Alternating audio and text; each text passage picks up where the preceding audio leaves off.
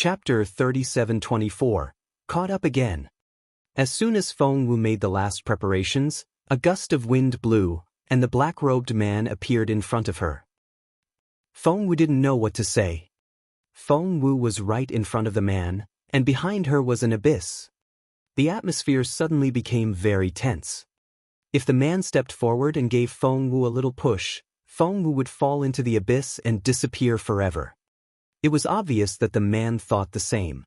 He grinned maliciously and took a step forward. Feng Wu feigned a panicked tone. "Stop right there. Don't come any closer." The man smirked at Feng Wu's reaction. "You didn't see it coming, did you?" The man laughed. Feng Wu glared at her. "Stop right there." The man took another step forward and smirked at Feng Wu. "Didn't you say you were going to run?" "Run." Feng Wu didn't know what to say. The man said, "But you're really good at running. You found the underground river and accidentally entered the tomb. I didn't expect you to get this far." Because Feng Wu was right here, the man wanted to tell her everything.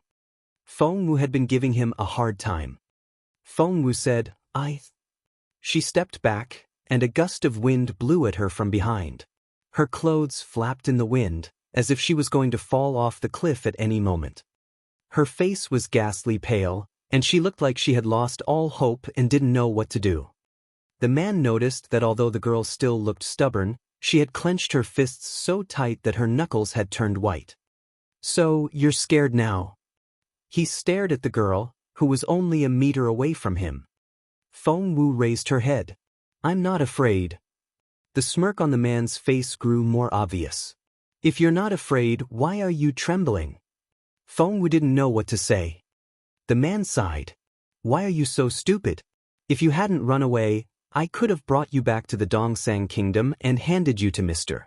Sakia. No matter what happens after that, you'll still be alive.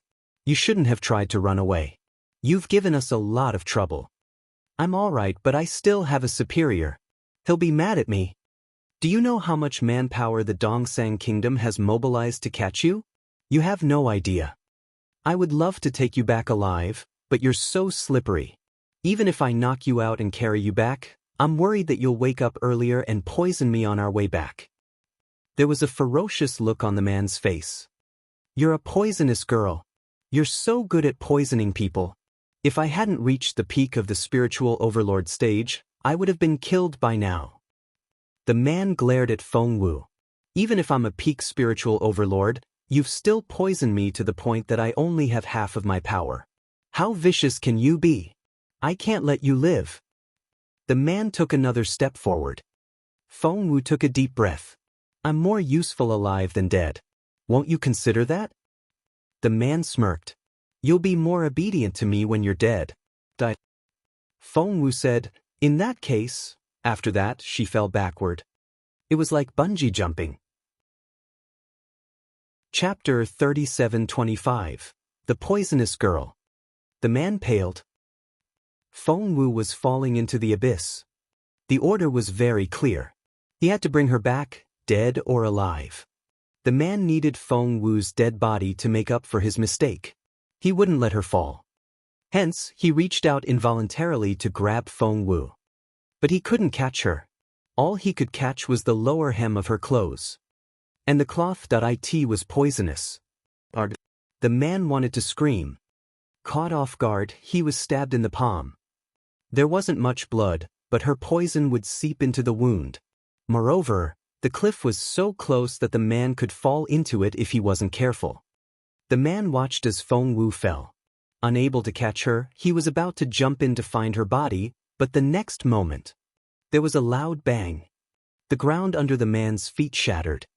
Some unknown liquid splashed onto the man's legs. The man cursed inwardly. What a vicious girl. She still had that trick up her sleeves. Half of the cliff had been blown up, and the man had nowhere to stand, so he couldn't stop the fall. As for the thing that had splashed on his feet, the man didn't feel any discomfort, so he ignored it for the time being. How many toxins had the girl thrown out along the way? She probably didn't have anything lethal left. She was probably just trying to scare him. The falling man didn't think much of the slime on his feet. The ground below was covered by thick fog, and visibility was very poor. The man didn't notice Feng Wu. Had the girl fallen to the ground and died? However, he couldn't care less about Feng Wu now, for he wasn't doing well either.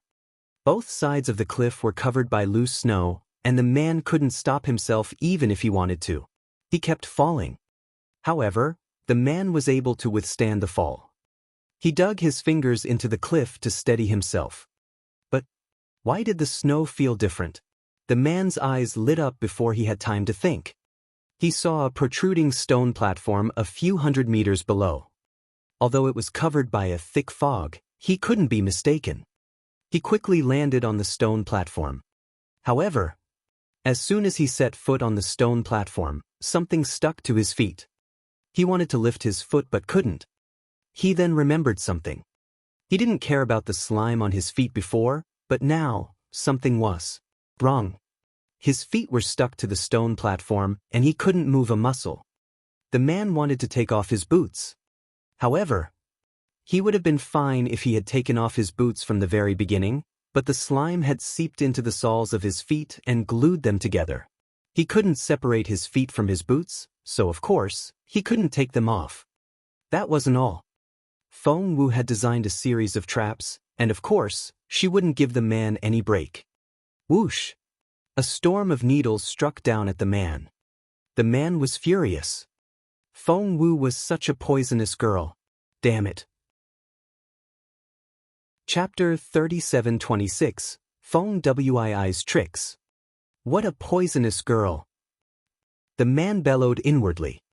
He thought he had overestimated the girl, but as it turned out, she hadn't started yet. The man stood there, looking like a sitting duck. Countless needles poured down at his head from the tree on the left and the cliff on the right. The black-robed man's defensive shield had been worn down by Feng Wu's poison over and over again, and there was only a thin layer left. It wasn't something that could be recovered instantly. As a result, the needles that shouldn't have been able to injure him began to sting him like a death warrant. He could handle most of the needles, but what if a venomous snake jumped out of nowhere? No one knew where Feng Wu found the hibernating snake, but judging by its sharp fangs, it was very venomous. The thin snake crawled into the man's trousers and slithered all the way up. The man was indeed a capable cultivator, but no matter how capable he was, Feng Wu had worn him out on their way here. Moreover, he had been immobilized and was surrounded by needles. He was overwhelmed. Hence, the snake moved all the way up until it found the man's softest part. The man stiffened. What was that? He was only distracted for a moment before he was pricked in the face by several needles. Luckily, they didn't go into his eyes. When he reached for his softest part, he felt a sharp pain. Arg! The man screamed in pain. This was the saddest battle the man had ever fought with Feng Wu because he realized that he had been bitten by a venomous snake in his private part. Although he had caught the snake and crushed it to death, the wound wouldn't disappear. He felt a numbing sensation in his groin. It was painful and itchy at the same time, and he felt awful. Was he poisoned? The man wanted to throw up. Just then, an arrow flew at him. An arrow's? Where did that arrow come from? Looking up, he saw a red figure shooting arrows at him from a cliff in the distance. That slender figure in red. The man found it rather familiar and almost blurted out a name. But he refused to believe it because he would look like a fool if he did. That arrow had distracted him. That was why he had been bitten by that venomous snake. Just then, more arrows came at him again. 3 shots in a row. The man thought his lungs were going to explode. It was her. It was Feng Wu. She really wasn't dead. Not only wasn't she dead, but she had also set up so many traps for him, which he had foolishly jumped into. Recalling what he said to Feng Wu, the man felt utterly foolish. Arg! The man flew into a rage out of humiliation. What he didn't notice was that when he lost his temper, countless ants had climbed onto his back. When he realized what had happened, he was covered in ants. Chapter 3727, Feng Wu's Tricks 2. There were so many cuts on his body, and ants loved the smell he gave off. It was Feng Wu. It was her doing again. Did she think these ants could hurt him? That was ridiculous.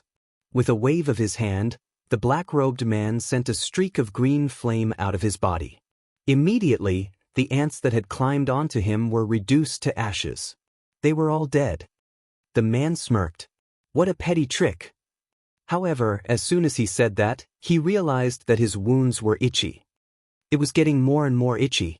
Even with his willpower, he could barely control it. He immediately took off his robe.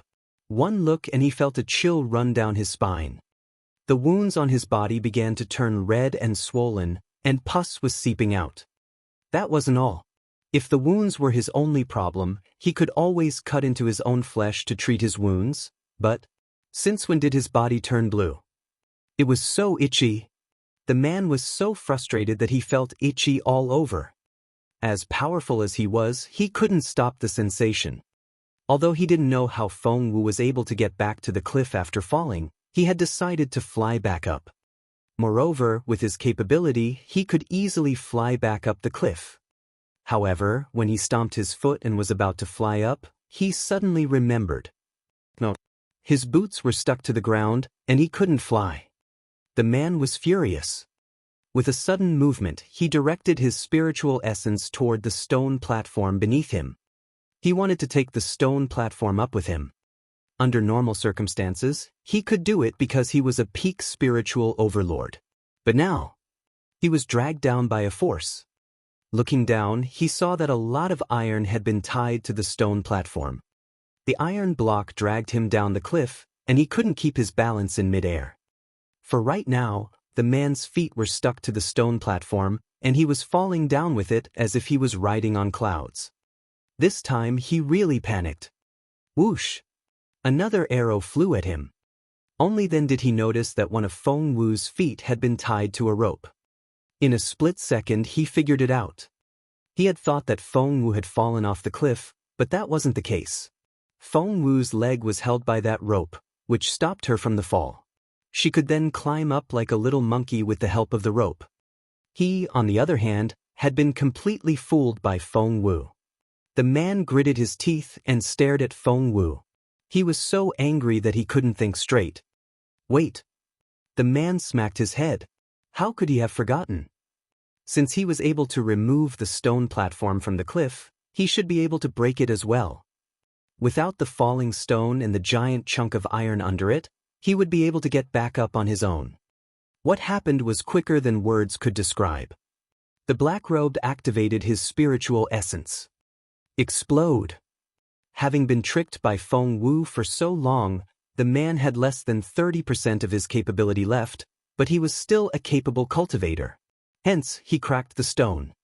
However, Feng Wu had anticipated that as well. When the man used his spiritual essence to blow up the stone, white smoke rose from it. Chapter 3728, Feng Wu's Tricks 3. Envy. The man was surrounded by white smoke. He panicked. What was that? Was the white mist poisonous? Because Feng Wu had tricked him so many times, he could only hold his breath and didn't dare to activate his spiritual essence. Because once it was activated, the toxin would circulate in his system at an even faster speed. Without activating his spiritual essence, he had no choice but to fall. He spotted a suspension bridge a short distance away. All he needed to do was stand on it, and he would be safe for a while. The man hated Feng Wu more than words could describe. He made a mental note that as soon as he could find his footing, he would take his revenge on Feng Wu. He wouldn't give Feng Wu any chance. The man stood on the suspension bridge in expectation, but he didn't even have time to heave a sigh of relief. Sizzle! An unknown electric current came from one end of the suspension bridge. The man was electrocuted before he had time to react. The electric current was so strong that there were sparks everywhere. The man stiffened and was dumbfounded. What was going on? What on earth was going on? His first reaction was that the suspension bridge had been tampered with as well. He was right, but Feng Wu didn't have time to test it. She didn't expect the electric current to be so strong. Feng Wu was elated when she saw the man's face turn black. She hoped it would work this time. However, the man was at the peak of the spiritual overlord stage, and Feng Wu was indeed much weaker than him. Therefore, she had underestimated him. In a moment of life and death, the man broke his own leg. Yes, he had shattered his leg from the knee down. He finally rolled off the suspension bridge and fell all the way down.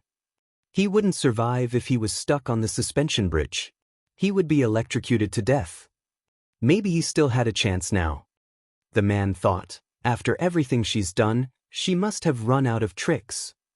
Seeing the relieved look on the man's face, Feng Wu smiled. Running out of tricks? Not necessarily. Just then, Feng Wu saw the man fall toward an old tree. The tree was hundreds of meters tall, and 10 people could wrap their arms around it. Seeing the old tree, the man tried his best to move in its direction. The tree could offset most of the falling momentum so that he wouldn't be so badly injured. But it had never occurred to him that Feng Wu would have more tricks up her sleeves. She could do more. Black mist scattered when the man fell into the old tree. The man was too dizzy to notice the black mist, but soon he heard a buzzing sound. What was that? He opened his eyes with much difficulty and looked around. One look and he was filled with despair. The buzzing sound came from the big black wasps. There were tens of thousands of them, and they were all staring at the man. The man felt something sticky behind him. When he touched it, he saw that it was a yellow hive that he had destroyed, as well as a wasp queen. The man looked terrified. Chapter 3729, Feng Wu L's Tricks 4. As a peak spiritual overlord, he shouldn't be afraid of the big black wasps at all, but now he was covered with cuts and bruises, and his internal injuries were severe. Both his legs were broken at the knees, and he was drained of spiritual essence. He had suppressed the toxin in his body, but now he had stirred up a wasp's nest. The man wanted to run, but he had lost his legs. How was he supposed to run? Buzz! The wasps were furious. Their only queen was crushed just like that. Tens of thousands of wasps charged at the man. Feng Wu was quickly climbing down with the help of the rope. When she reached the bottom, she saw the man being attacked by the big black wasps. The man was frustrated. He was a peak spiritual overlord. The wasps were very poisonous, and they all stuck their stingers into the man. While the big black wasps were poisoning the man, the toxin in him exploded as well. Therefore, the man killed the big black wasps in an instant, leaving only cold stingers in his body. The rest of the wasps fell to the ground and died. Soon, the ground was covered with dead big black wasps. They were half the height of a grown man. The look gave Feng Wu the creeps, so she turned to look at the man. The man was in a miserable state. He was hanging from the tree at first, but he had already fallen to the ground. His face was dark, and his skin was as black as ink. He was covered with cuts and bruises, and his legs were missing from his knees down. Even the blood that was oozing out was black. The toxin was so potent. When Feng Wu stood there, the man slowly opened his eyes. The moment he saw Feng Wu, he was furious. "You!" The man coughed violently and spat out blood. Feng Wu knew that it was because the man had run out of spiritual essence and couldn't suppress the toxin anymore. "You deserve to die." The man stared at Feng Wu, spat out a mouthful of blood, and closed his eyes. Feng Wu didn't know what to say. She took a few steps forward and stopped when she was a few meters away from the man. "Wait, is that man really dead?" Rubbing her chin, Feng Wu asked in bewilderment. The man lay there, motionless. Feng Wu didn't go any closer. Instead, she walked around the man and murmured, "Is he really dead? Since you're already dead, I'll burn your body for you. It'll save you from getting exposed." Feng Wu got to work right away. Orange flames came out of her fingertips and landed on the man. The man still didn't move. Behind the man were big black wasps, which were easy to set on fire. The flames immediately surrounded the man. Right at that moment, the dead man jumped into the air and charged at Feng Wu. "Then let's die together." He could no longer see, but he could still sense where Feng Wu was. What he didn't know was that Feng Wu already knew that he was faking it. Everyone had terminal lucidity, and Feng Wu wasn't going to test how a peak spiritual overlord would react. She had long hidden herself. Chapter 3730, He Ellis Finally Dead 1. When the man charged at her, Feng Wu stuffed a log she had prepared into his arms. The man only had one chance. He thought that he had caught Feng Wu, so he punched the object coming at him. There was a loud thump. The log was pulverized. The man used his only chance. He swayed and fell to the ground. There was a loud thump. The impact created a human-shaped pit in the ground, and he was completely submerged. Only then did Feng Wu walk out from behind a big tree and slowly walk up to the man. Lying in the pit, the man stared at Feng Wu but couldn't utter a word. Feng Wu noticed that he was shaking from head to toe, and his lips were trembling as if he wanted to say something. Feng Wu crouched down next to him and sighed. "Why did you have to come after me? Why did you come all the way from the Dongsang Kingdom just to die thousands of kilometers away from home? You're a peak spiritual overlord. Aren't you ashamed to be killed by me?" The man spat out the last mouthful of black blood and stared at Feng Wu. "Do you think the Dongsang Kingdom is the only one after you? Ha!" He was finally dead after that. With a wave of Feng Wu's hand, a streak of flame landed on the man, which immediately engulfed him. Just then Little Phoenix cried out, "Let's go!" Before Feng Wu could ask, Little Phoenix said anxiously, "There's another person after you. He has broken through the death door. Run." The silver-masked man. Feng Wu's stomach lurched. "He's not dead." Little Phoenix nodded. "Not only that, but I also feel that he's even more powerful than before." Feng Wu was astonished. Little Phoenix urged her again. "Let's go." Feng Wu asked, "Where?" Little Phoenix said, "I know a secret passageway that leads to the Northern Yen Kingdom and another one to the Junwu Empire. Which one do you want to go?" Feng Wu couldn't help but recall what the man said at the end. "People of the Dongsang Kingdom aren't the only ones after you." So, who else was after her? Feng Wu recalled the families she had offended. Was it possible? Feng Wu said, "We're going to Northern Yen." This time, Feng Wu decided to blend in until she met up with Jun Linyuan at the Northern Yen Palace. "Let's go to Northern Yen," then, Little Phoenix agreed. Little Yanba has the final say. As long as we get in touch with him, no matter who comes, we'll kill them all. Feng Wu cleared her throat. Meeting up with Jun Linyuan will have the same effect, but Jun Linyuan was so elusive now that she didn't know where to find him. "That person is here." Little Phoenix reminded Feng Wu. "Let's go west." Little Phoenix gave the hall a regretful look. There were a lot of good stuff here, but Feng Wu was still too weak. It would wait until she was stronger. Little Phoenix took Feng Wu to the west. As soon as they disappeared into the woods, someone showed up. Little Phoenix was right. It was indeed the silver-masked man. He saw a body on fire, which made him think that it was Feng Wu. He quickly went up to the spot. Chapter 3731, He's Finally Dead Too. What he saw astonished him. It wasn't Feng Wu's body, but Blackie. With a wave of his hand, the silver-masked man doused the fire with a streak of rainwater. He rushed over and pulled the body out.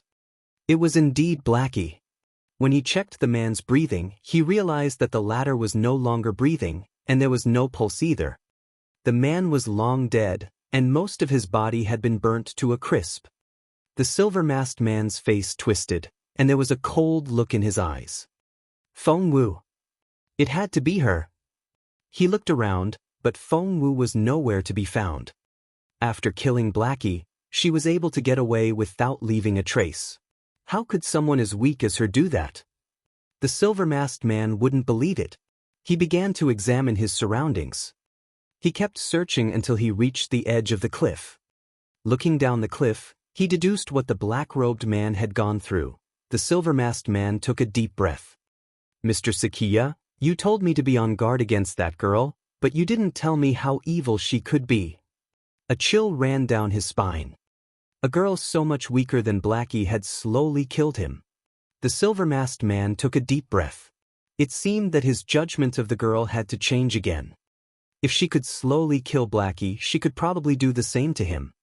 Once the silver-masked man calmed down, he began to examine Feng Wu's footprints. She had to leave a trace behind. But Little Phoenix had taken Feng Wu away, so there were no footprints, which frustrated the man. His eyes lit up all of a sudden. Meanwhile, Feng Wu had flown out of the hall, led by Little Phoenix. According to Little Phoenix, the silver-masked man couldn't take anything away from this place. Even if he could, Huyin Yanba would kill him later. Little Phoenix kept urging Feng Wu. We'll be fine when we get to Northern. Let's go. Under Little Phoenix's instruction, Feng Wu quietly left the tomb hall.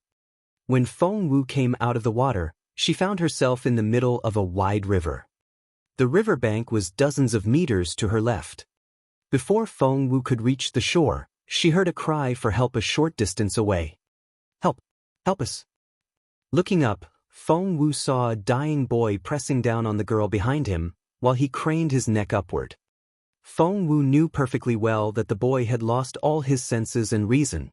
All he could do now was struggle as if he was grasping at straws. The boy was only 5 or 6 years old, and the girl was only in her teens. Right now, the little girl was being held down by the boy's struggle, and she couldn't breathe. She couldn't hold on much longer. Feng Wu went up to them and lifted them out of the water. Instinctively, they struggled with all their strength, but Feng Wu was able to pull them ashore. Once they were ashore, Feng Wu saw a group of people running toward them, one of them holding a little boy. Chapter 37-32, Rescue 1. Feng Wu could hear the boy crying. Uncle, I really didn't push Xiaoshu into the river. He wanted to catch the fish himself, and Sister Sonia jumped in to save him. I don't know what happened. Then, they saw Feng Wu come ashore with the 2 children. The middle-aged man rushed over and snatched the 2 kids from Feng Wu's arms. Xiaoshu! Xiaoshu! Sonia! Sonia! No matter how loudly he shouted, the 2 children didn't move and kept their eyes shut. The man almost pushed Feng Wu to the ground, but judging by how nervous he was probably their father. Feng Wu dried her clothes with her spiritual essence. When she looked up again, she saw that the middle-aged man was wiping away his tears. Next to him, a few others were all weeping and trying to comfort him. Condolences.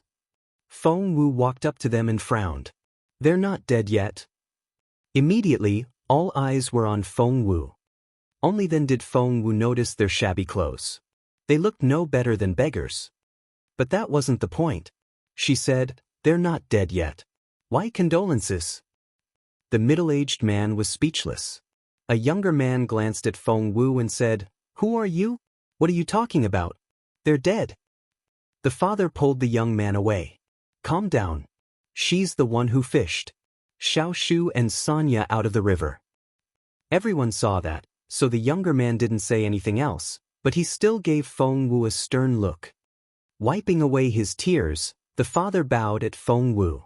Miss, thank you for what you did. Feng Wu saw him bend down, and his tears fell into the mud. Feng Wu didn't know what to say. She knew what was the most important thing to this father. Feng Wu didn't want to take action at first, for doing so would only delay her. Moreover, if she used her spiritual essence to save the kids, the silver-masked man might be able to track her. Little Phoenix had been urging Feng Wu to leave. But Feng Wu couldn't bring herself to do it. For a father to lose 2 children in one day. Feng Wu shook her head and told the man, I can save them. The others looked at one another in bewilderment before giving Feng Wu strange looks. Save them. But the 2 kids had stopped breathing. The boy was in a worse condition, so Feng Wu decided to save him first. Feng Wu didn't have any medicine left. She didn't have any venom left because she had used it all on the black-robed man. Therefore, all she could use now was the supreme level essence of the plant. Feng Wu opened her right hand, and a streak of green light flowed out of her fingertips. It then jumped onto the little book, lingered on him, and slowly seeped into his body. Feng Wu knew that these people were all ordinary people with no spiritual essence and couldn't understand her moves, so she didn't try to avoid them. Meanwhile, everyone was looking at Feng Wu in amazement. No acupuncture and no medicine. Did she think she could bring back the dead by opening her palm? Who was she kidding? The younger man snorted. Meanwhile, the others frowned as well. That was so preposterous. Chapter 37-33, Rescue 2. No one believed that Feng Wu could save the kids, so they all frowned. Feng Wu injected the essence into the xiaoshu, and after a short while, she couldn't inject anymore.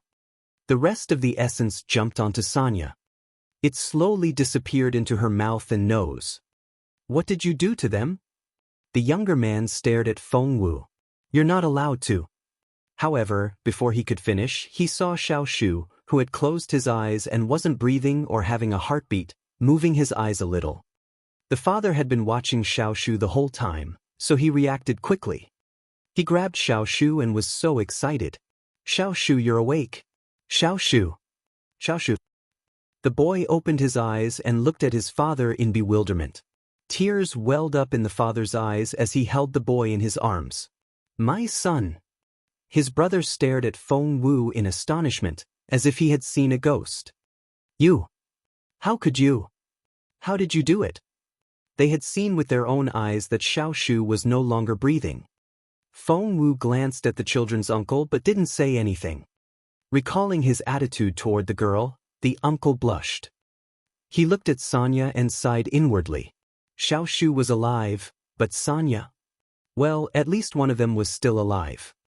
Before he could finish sighing, Sanya opened her eyes. Arg! The uncle had been staring at Sanya the whole time, and he jumped when he saw this. You! The uncle pointed at Sanya in astonishment.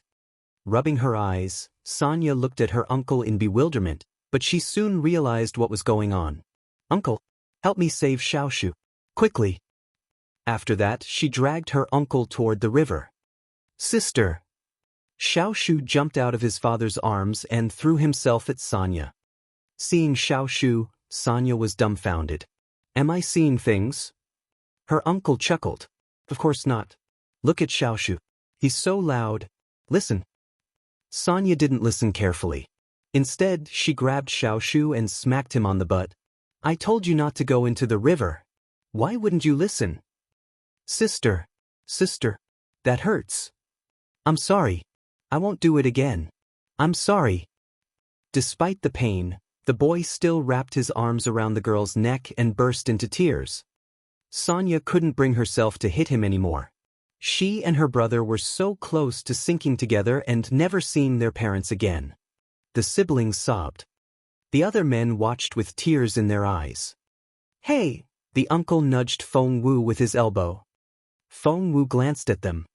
The young man smiled obsequiously. Sorry about what happened just then. I guessed I offended you. Feng Wu nodded. Yes, you did. What? Shouldn't she say it was all right? The uncle didn't know what to say. Feng Wu glanced at the crying siblings and turned to leave. Hey, don't go. The uncle tried to grab Feng Wu. Feng Wu dodged and frowned at him. All eyes were on Feng Wu and the young man. The father came back to himself. He went up to Feng Wu and knelt. Miss Gao, Mingjiang will be forever in your debt. Chapter 37-34, Rescue 3. Feng Wu shook her head. Don't worry about it. She went on walking after that. She had to leave as soon as possible. Otherwise, if the silver-masked man found her, he might kill all those people. Feng Wu put a hand on her chest. Just then, her internal injury acted up. Yes, she had been suffering from internal injuries. The black-robed man's strike had severely injured her. In order to trick the black-robed man, she had concocted all her medicine into poison to kill him. Hence, she didn't have any left. Feng Wu shook her head with a wry smile and quickly walked away. Miss, Gao Mingjiang wanted to catch up with Feng Wu, but she was too fast for him to catch up with. He could only watch her leave. "Brother, who's that girl? He looks so arrogant." The uncle frowned and didn't like Feng Wu's attitude. Gao Mingjiang threw a dirty look at his brother. "She's my savior. Show some respect." His brother waved his hand impatiently. Fine, fine. I'm not disrespecting her, but her attitude is a little too aloof." Gao Mingjiang said, "She has her own plan. We won't be able to guess it." Holding her brother's hand, the teenage girl stared in the direction Feng Wu had left in. Feng Wu turned a corner and coughed loudly. She coughed so hard that she thought she was going to cough her lungs out. Little Phoenix jumped. "Are you all right? Are you all right?" Feng Wu waved it off. "I can still hold on. Let's go." Little Phoenix said, "I'll carry you." Feng Wu glanced at it. "You've been hit by that man yourself. You can't carry me now. Let's go." Little Phoenix nodded reluctantly. "Wait." Standing by the side of the road, Feng Wu found the scene rather strange. Why did everyone look like they were running away? Their clothes were all tattered and dirty, and their faces were covered with dirt. It was so muddy that she couldn't see their faces. They panicked and headed north in a hurry. Some carriages were galloping past, but most of them were ordinary civilians. Some came in 2s and 3s, some came in 1 or 2s, and some came in whole processions. Feng Wu and Little Phoenix looked at each other. Something was going on here. Feng Wu then recalled the family of the children she had saved earlier. They looked like a big family as well. Feng Wu asked Little Phoenix, "Where are we?" Little Phoenix said, "We're in northern Yen now." Feng Wu asked, "Already?" Little Phoenix nodded matter-of-factly. "That's right. Didn't I tell you to choose a path in the tomb? One led to northern Yen and the other to the Junwo Empire. Since you chose the shortcut, we came out in northern Yen." Feng Wu asked, "Where are we in northern Yen then?" Little Phoenix gestured at Feng Wu to take the map. Feng Wu had a map of northern Yen in her chest pocket, which she had prepared beforehand. Little Phoenix pointed at the center and told Feng Wu, "We're right here." Feng Wu said, "It's not that far from the royal palace." Little Phoenix nodded. 1,500 kilometers. With your original capability, it won't take you long to cover that distance, but now. Feng Wu hadn't fully recovered yet. With her current cultivation level, it would take her a while to run 1,500 kilometers. Chapter 37-35, Refuge 1. Feng Wu saw a lot of people on the road, and some of them didn't seem to be doing well. She tried to ask a few people about the situation, but they weren't in the mood to talk, and their eyes were numb. All they told Feng Wu was that the war in southern Yen was coming, and the soldiers at the front wouldn't be able to hold their ground. Therefore, they were running as fast as they could toward the imperial capital. Feng Wu was surprised. Southern Yen? Was it at war with northern Yen? When was that? Why didn't she know anything about it? But these people didn't know much either. They left in a hurry. Feng Wu put a hand on her chest again. "Your wounds are too severe. You need to find a place to treat them." Little Phoenix had never looked so serious. Feng Wu waved her hand, but blood rushed out of her throat, and she almost couldn't hold it down. "You have to treat your wounds now, or you're going to die." Little Phoenix coughed and spat out a mouthful of black blood. Feng Wu asked, "Are you that badly injured?" Little Phoenix rolled its eyes at her. "We were hit by that man together, and I'm more capable than you. I'm already in this state, which shows how badly you've been injured. You're lucky to be able to walk out of the tomb alive." Feng Wu only gave it a wry smile. Little Phoenix was right. She needed to treat her wounds now. Otherwise, she wouldn't be able to make it to northern Yen. Just then, Feng Wu saw a checkpoint up ahead. A row of wooden fences blocked the road, and 2 people sat at tables by the side. Behind them were soldiers covered in heavy armor. The 2 people sitting on the chairs were obviously capable cultivators. Right now, they were staring coldly at the person standing in front of them. Men went through soon enough, but for the women, especially the teenage ones, the 2 cultivators kept a very close watch on them. Were they doing it on purpose? No, Feng Wu shook her head inwardly. She didn't see any lewd look in their eyes. That was to say, they were on official business. What kind of official business would make them so alarmed by teenage girls? Feng Wu suddenly felt alarmed. Little Phoenix frowned. Something doesn't feel right. I'll go have a look. After that, Little Phoenix quietly flew toward them. Feng Wu thought that it would be a while before Little Phoenix came back, but as it turned out, the bird came back in a split second and hid itself in Feng Wu's arms. Little Phoenix buried its head and talked to Feng Wu in its head. Let's get out of here. Feng Wu stood at the back of the line. There were at least a few hundred people in front of her, so the people at the checkpoint didn't notice her. Feng Wu trusted Little Phoenix and knew that something dangerous was happening. That was why it was behaving this way. While no one was looking, Feng Wu quickly backed away. She turned a corner and started running. She didn't use any spiritual essence the whole time, for if there was any fluctuation, the two junior spiritual overlords would notice her. Right now, two junior spiritual overlords were enough to kill her. Feng Wu spotted a valley and quickly headed for it. The woods were dense, and no one would notice her once she hid inside. Feng Wu asked Little Phoenix in a low voice when they were in a secret corner. What happened? What did you find? Something's wrong. Little Phoenix didn't want to be spotted either, so it lowered its voice. They're looking for you. You're a wanted person. Chapter 37-36, Refuge 2. Feng Wu looked at Little Phoenix in surprise. I'm a wanted person? Little Phoenix nodded solemnly. Feng Wu said, That's impossible. I don't have any dealings with the Yen Kingdom. Why would they? Little Phoenix shook its head. I don't know. I can ask around later, but I'm sure that they're indeed looking for you now. Feng Wu had to accept the truth and smiled bitterly. I guess I'll have to find another way. However, Little Phoenix shook its head again. There's no point changing the route. They've set up obstacles and people at all the checkpoints of Northern Yen. Plus, they also have your portrait. After a pause, Little Phoenix had to remind Feng Wu, the portrait looks a lot like you. Feng Wu rubbed her chin. Why is Northern Yen so hostile toward me? They even sent two spiritual overlords. They won't be easy to handle. Little Phoenix wouldn't give in. When you're strong enough, you can easily defeat a junior spiritual overlord. Feng Wu mumbled, I don't know when I'll be able to fully recover. If that's the case now, things will only get harder. Is this what Master Ling Hu meant by wandering in the mortal world? Little Phoenix didn't get it. What did you say? Feng Wu cleared her throat. Can we go back to the path that led to the Junwu Empire? Aren't you afraid of running into the silver-masked man? Little Phoenix rolled its eyes at Feng Wu. Feng Wu cleared her throat. Little Phoenix frowned. I heard them talking just then.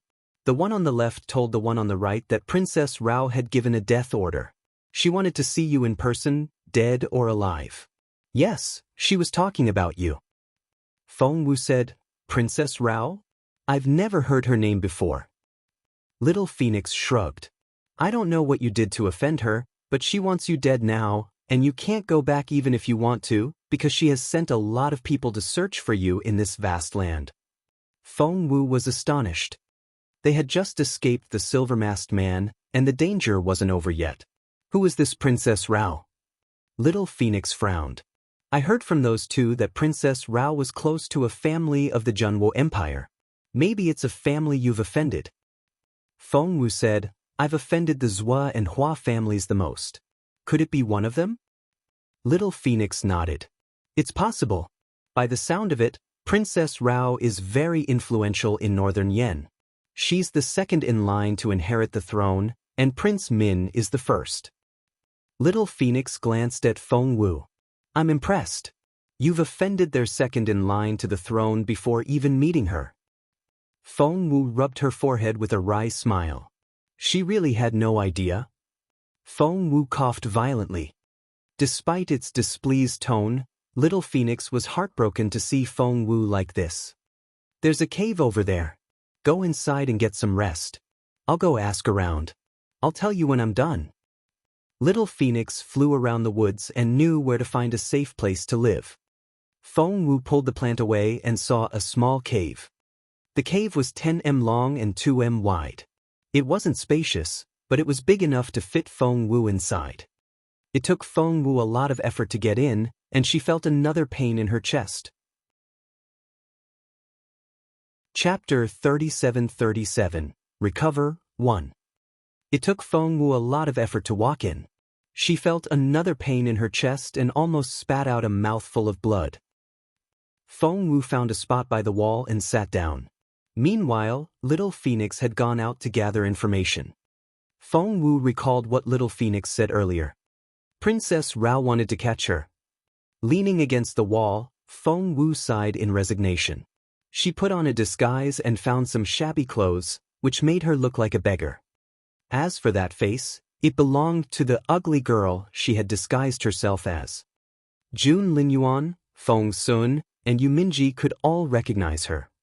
It took Feng Wu a lot of effort to disguise herself. She rested for 5 minutes, then sat down cross-legged and began to spread her spiritual essence throughout her body, repairing her blocked energy channels. After some time, Feng Wu heard the sound of rain. But Feng Wu was too absorbed in her cultivation to be disturbed by the rain. After an unknown period of time, Feng Wu heard rustling sounds, which went on and on. In such an environment, it would be very difficult for Feng Wu to repair her body, for she was constantly disturbed by the noise. There were men and women of all ages. It was like a village, and they couldn't control their voices at all. Feng Wu opened her eyes in resignation. She was shocked when she saw what was going on. There were so many people. The cave was only big enough to fit a dozen people, but it was packed. Feng Wu estimated that there were at least 30 of them. When Feng Wu opened her eyes, an old lady saw her, and she cried out. Immediately, all eyes were on them. A girl ran up to the old lady and pointed at Feng Wu. "You're not dead."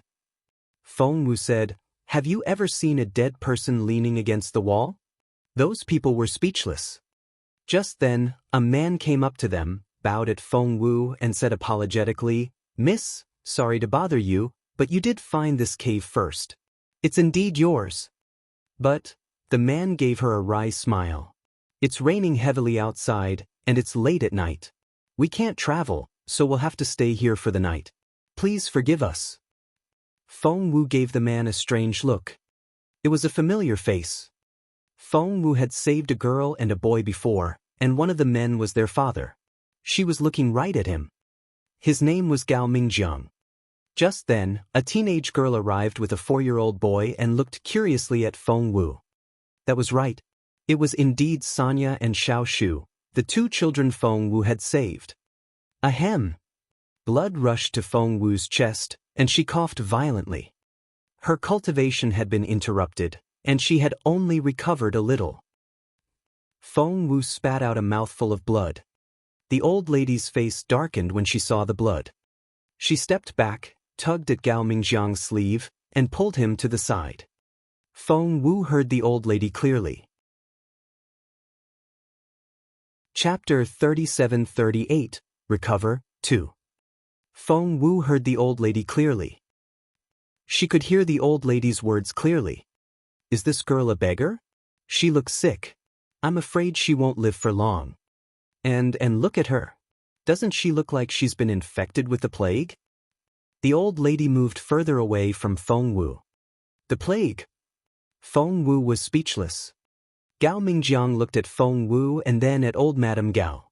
He said seriously, "Mother, she doesn't have a high fever." The old lady was still worried. "She doesn't have a high fever, but she vomited blood." Gao Mingjiang still shook his head. The old lady's tone became stern. "Hurry up and let her go." Gao Mingjiang looked at the pouring rain outside and shook his head awkwardly.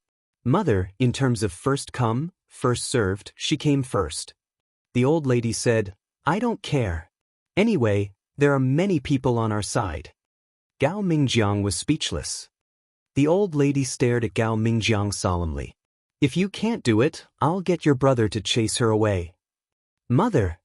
Gao Mingjiang frowned. The old lady glared at Gao Mingjiang, her finger almost poking Gao Mingjiang's face. I don't understand it. Are you disobeying your old mother because of an outsider? Gao Mingjiang frowned and didn't say anything. The old lady said, It's not like you. What's going on today? Gao Mingjiang looked at the old lady and let out a long sigh. Mother, Xiaoshu and Sonia almost lost their lives today. I'm thinking that good and evil will be rewarded. We can't bully her like that just because we have more people. Feng Wu couldn't help but give Gao Mingjiang another look. He was an interesting man. Fortunately, she had disguised herself as an ugly girl. Otherwise, with how pretty she was, the old lady might want to sell her off. The old lady glared at Gao Mingjiang. So, you're not going to do as I say, are you? Gao Mingjiang stood between Feng Wu and the old lady and shook his head seriously. The old lady was infuriated. She glared at Gao Mingjiang and stormed off, probably looking for another way to get what she wanted. Gao Mingjiang turned around and saw Feng Wu leaning against the wall, panting. He looked apologetic. Miss, what's your name? She thought for a moment, then said, You can call me Feng. Gao Mingjiang nodded. Miss Feng, you should rest first. You were the one who found this place first. We can't possibly do such a thing. I'll get you something to eat. Gao Mingjiang nodded at her and left. Feng Wu didn't know what to say. She looked at the people in the cave in confusion. Because there were a lot of people, the cave was packed. She was surprised to find that they were all carrying blankets and sleeping bags with them. It looked like they were refugees of some kind. After a while, a young woman in her 20s walked up to Feng Wu. Her face looked gentle and her voice was soft. She sat down next to Feng Wu and took out 2 pancakes and a bamboo tube. She smiled and said, Miss, the pancakes are soft. Eat them while they're hot. Feng Wu found that the woman looked a little like Sonia. Sure enough, she went on introducing herself, saying that she was Gao Mingjiang's wife. She had been chased by 2 powerful spiritual overlords, and it was only now that she had a chance to eat something hot. Chapter 37-39, Recover, 3. Feng Wu's stomach growled before she could say anything. Feng Wu didn't know what to say. Mrs.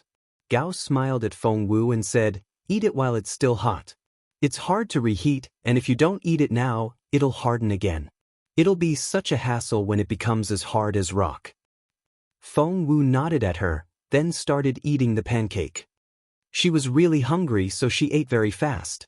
Before she knew it, she had finished 2 pancakes and emptied the bamboo tube.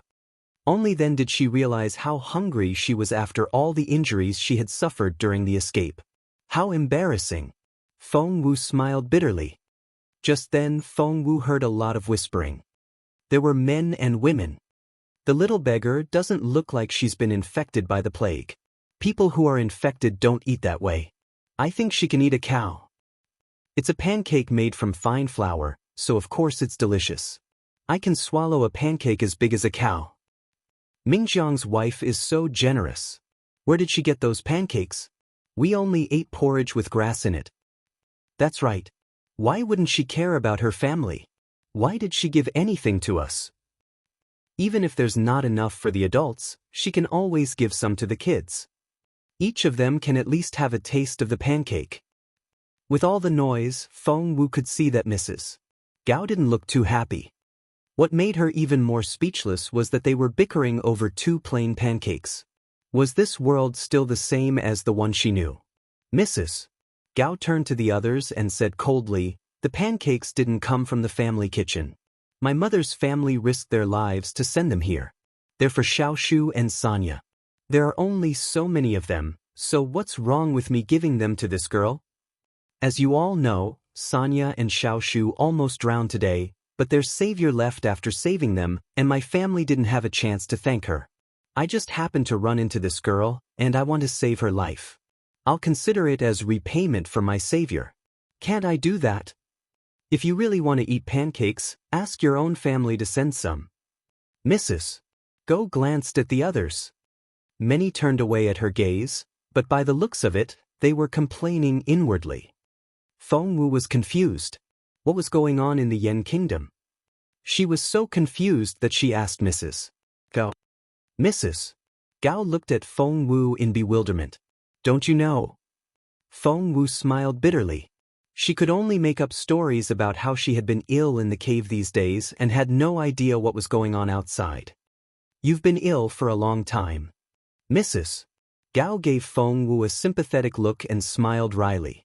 The Yen kingdom is in chaos because of the war and the plague. Feng Wu asked, War and plague? Mrs. Gao nodded solemnly. I don't know much about the war, and my husband can explain to you later. As for the plague... Tears welled up in her eyes at the mention of the plague. She wasn't the only one. The others had tears in their eyes as well, and no one cared about the 2 pancakes anymore.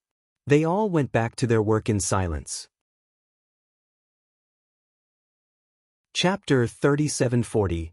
The Plague, 1. Feng Wu looked at Mrs. Gao. Yes. Mrs. Gao looked around and said to Feng Wu, Everyone here is from the Gao family. You've met the old lady already. As for my father-in-law, he didn't survive the journey. The old lady has 5 sons, and my husband is her 4th son.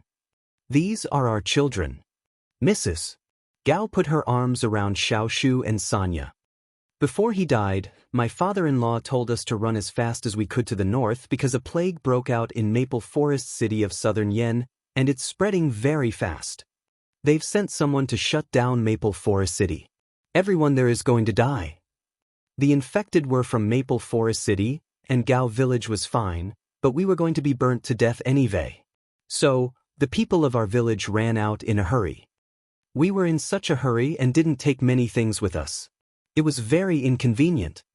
It just so happens that it's been a drought for the past 6 months, and we're running out of food. There's been a famine in many places, and we can't get any food at all on our way north. Feng Wu frowned. You should have some food stored up from last year, right? Gao Mingjiang was standing behind his wife. He shook his head and smiled bitterly. Even if there is, it's still in the hands of the officials. We can't buy it. But I heard that there's no war, no plague, and no drought in northern Yen, so we're heading there. Gao Mingjiang looked at Feng Wu. Miss. Feng Wu made up an identity for herself, saying that her parents were dead and she had to beg for a living. She then ate some unknown fruit and had a stomachache. That was why she had been living in this cave. Feng Wu only said it in a casual tone, but Gao Mingjiang and his wife saw pity in each other's eyes. Even the woman, who had been very harsh before, softened her tone when she glanced at Feng Wu.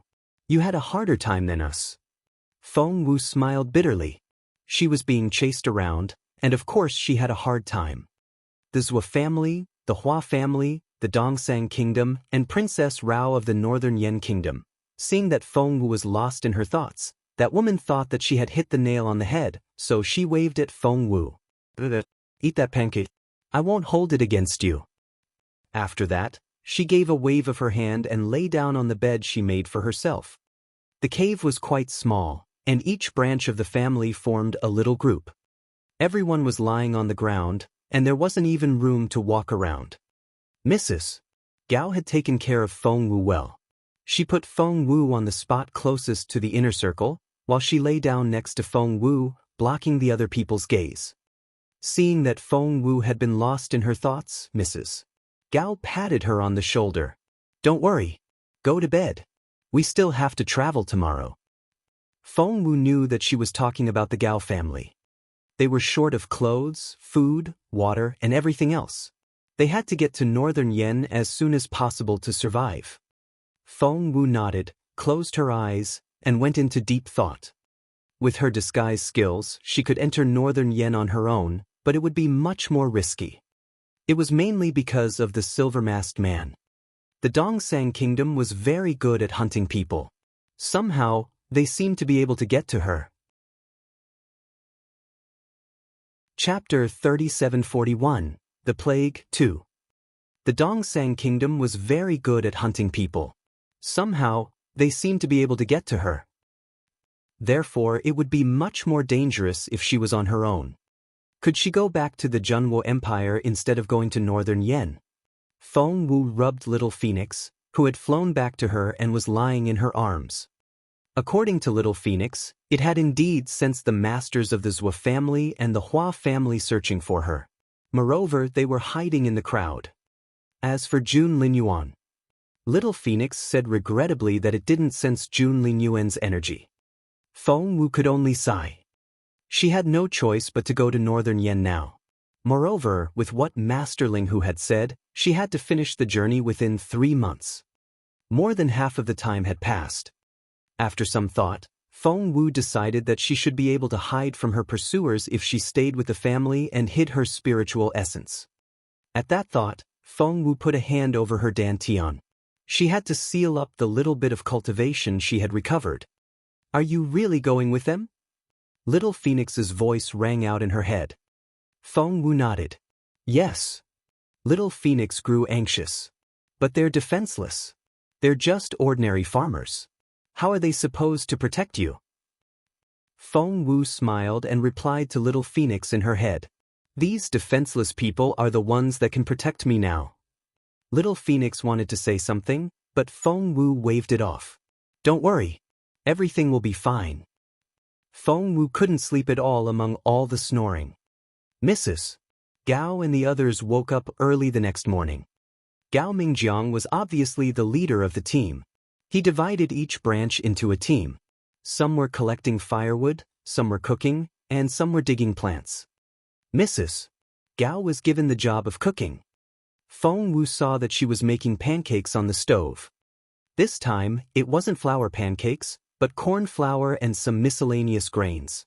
Feng Wu frowned when she saw the chaff. The texture seemed so rough. How was she going to eat that? Mrs. Gao couldn't help but smile when she saw Feng Wu.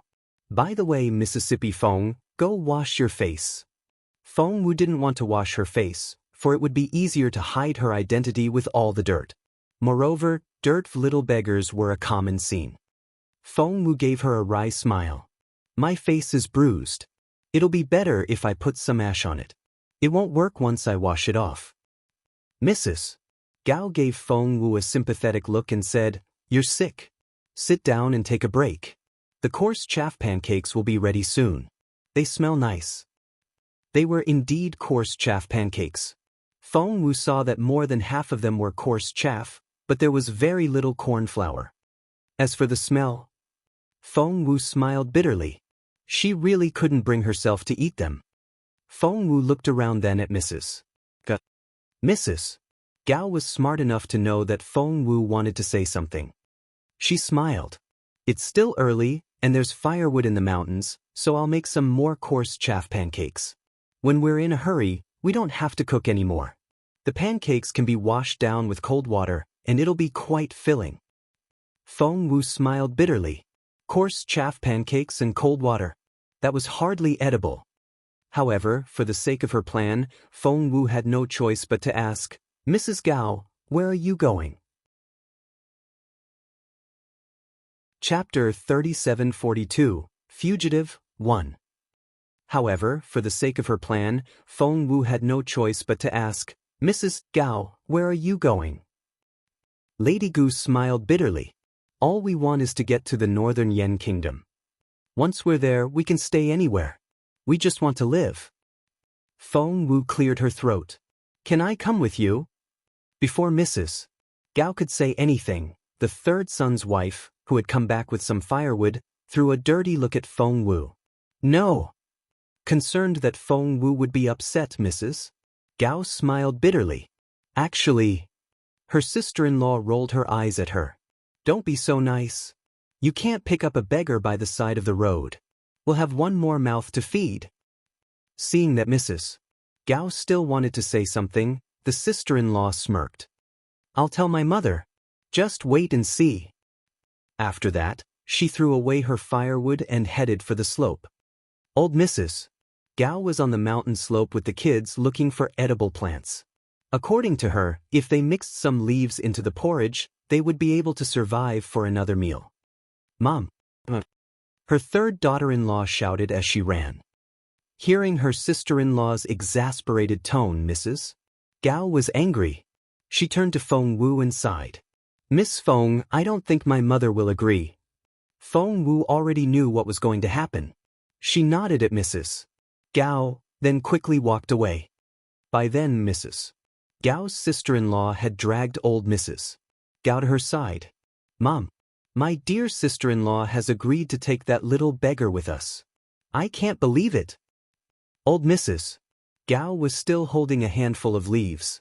Hearing that, she stared at Mrs. Gao and questioned her. "Is that true? Did you really agree to take that little beggar with us?"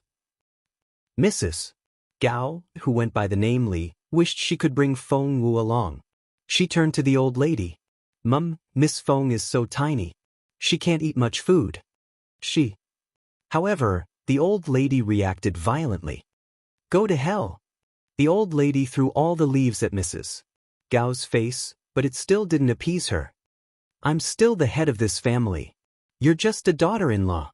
How dare you bring a little beggar with you? There are so many beggars along the way. Can you help them all?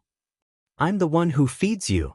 You'll starve to death if I don't give you anything to eat. And you're trying to take other people with you? You're not the only kind person here, but now isn't the time to be kind. I don't care what reason you have. Get her out of my sight now.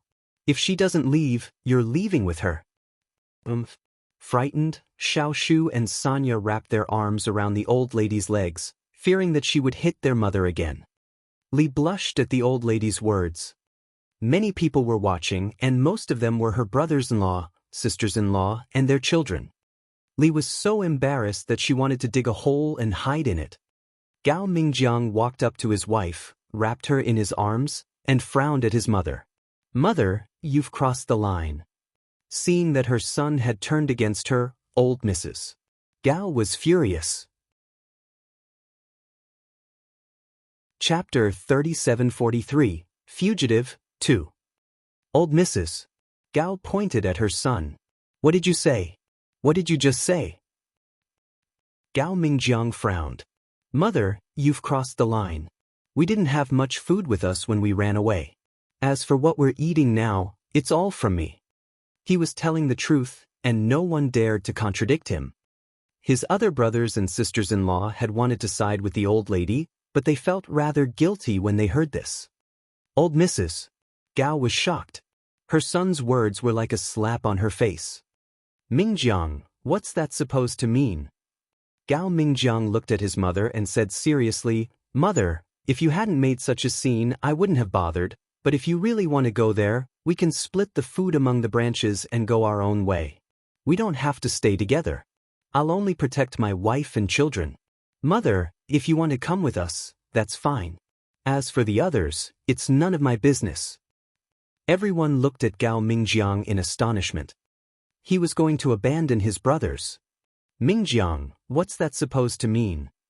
Mingjiang, how could you do that to your brothers? Mingjiang." Everyone panicked a little. It was common knowledge that Gao Mingjiang was the head of the 30-member team. If it hadn't been for Gao Mingjiang, they would have been killed 100 times by now because he was the one who knew where to go and how to find food, water, and avoid bandits. Because of that, they wouldn't let go of Gao Mingjiang.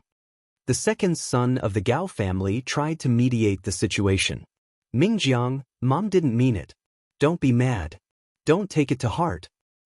The third was also trying to persuade Gao Mingjiang. In the end, the eldest son showed up with a stern look on his face. He frowned at Gao Mingjiang. "Mingjiang, don't bring that up again. Mom's still here. Are you trying to separate the family? That's enough." Gao Mingjiang smirked. "Everything will be fine if you people have nothing to do with Xiaoshu and Sanya falling into the river yesterday, but if you do, of course, it has nothing to do with them." "Old Mrs. Gao said hastily. Gao Mingjiang snorted and didn't say anything else.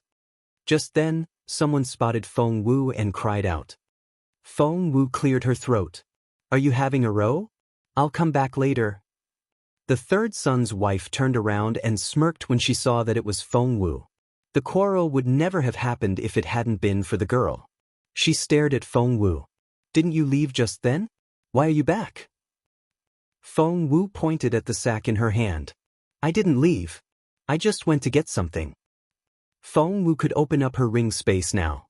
She didn't have any medicine or toxins left, but she had put a lot of supplies in it. She had only thought about keeping them there as a precaution, and they came in handy right now. Feng Wu found the worst sack and the worst rice and flour. When I was lying in the cave, I saw someone burying something in the mountain, so I went to dig it out. Chapter 3744, Fugitive 3. Feng Wu found an excuse for herself and went on. I'm going to Northern Yen with you. I can't leave empty-handed. I'm not a freeloader. The third son's wife smirked at Feng Wu. You little beggar. Are you saying that you're not a freeloader? She wasn't the only one sneering at Feng Wu. Food was scarce at the moment, and with the famine everywhere, every morsel of food was very expensive. No one would want to take this little beggar with them. Old Mrs. Gao glared at Feng Wu. We're not taking you. Just forget about it. However, the next second, Feng Wu picked up a corner of the sack and began to pour out the contents. It was flour. It was pure white flour. As a matter of fact, Feng Wu still had all kinds of good rice in her ring space. They were much more expensive than the flour, but she couldn't take them out now. The flour alone was eye-catching enough. Ah! Everyone cried out enviously when Feng Wu threw the flour onto the ground. White flour. Isn't that white flour? There's no coarse grain in it. How many pancakes can we make with it? I want egg noodles. I want a poached egg on the thick noodles. I want some dumplings. Everyone was drooling. Immediately, all eyes were on Feng Wu. Feng Wu asked the old lady, what do you think of this flour? Old Mrs. Gao was so excited that her legs trembled. Even in peaceful times, they still could only have dumplings on special occasions and couldn't afford to eat them on a daily basis. This world belonged to the cultivation masters. Common folks like them could live happily for a whole year just by eating some noodles. What did you say? The eldest son estimated that the flour had to weigh at least 50 kilograms. A lot of flour had been smeared with mud. The silly girl had poured the flour all over the ground. Old Mrs. Gao was so heartbroken. Feng Wu smiled at old Mrs. Gao. Well, I'm only saying that I can feed myself with flour. Can I join your team and go to Northern Yen? Of course, she could. When the old lady saw the flour, she knew that it was hers. Even if it wasn't, she had to make it happen. Ahem. Granny Gao put on a long face. Why do you want to team up with my family? Feng Wu smiled bitterly. I only have this bag of flour, but I don't have any company. There are so many people on the road, and I can't take all the food to Northern Yen all by myself.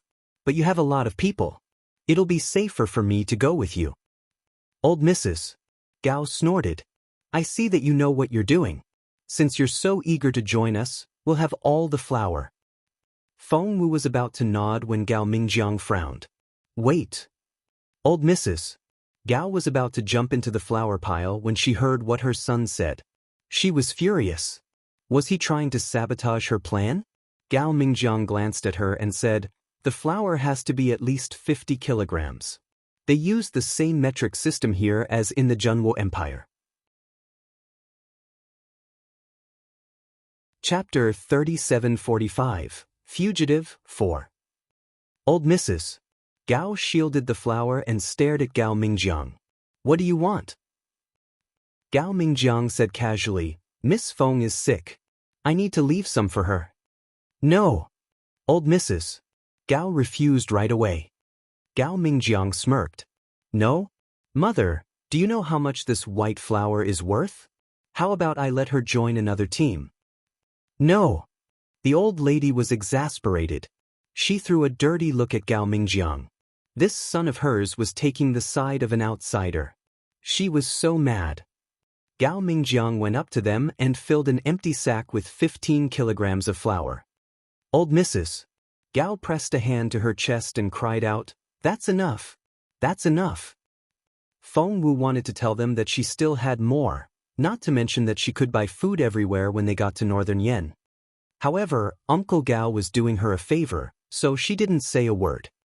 Gao Mingjiang filled the bag with 25 kilograms of flour, put it in front of his wife, and said, "Make these into pancakes. They'll be Miss Feng's food." Gao Mingjiang was about to say something when the old lady rolled into the flour.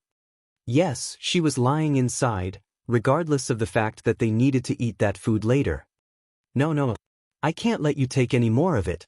If you do, I'll smash my head into this rock. You'll be killing your mother. Gao Mingjiang looked at old Mrs. Gao in resignation before turning to Feng Wu. Feng Wu smiled. "I'll use the rest as my payment for tagging along. What do you think?" The old lady felt she was going to faint. Feng Wu was now much more pleasing to the eye than her heartless fourth son. Sure, the old lady nodded repeatedly. Seeing all the flour, Li was elated as well. Without another word, she was already making the pancakes. As for old Mrs. Gao, with the help of her daughters-in-law, the old lady rose to her feet. However, she was covered by flour now. The old lady couldn't part herself from the food. When she opened her eyes, she saw her third daughter-in-law hiding flour in his sleeve. "How dare you steal my flour? Go away." The old lady was exasperated. She picked up a stick and lashed it at her daughter-in-law, who immediately ran away.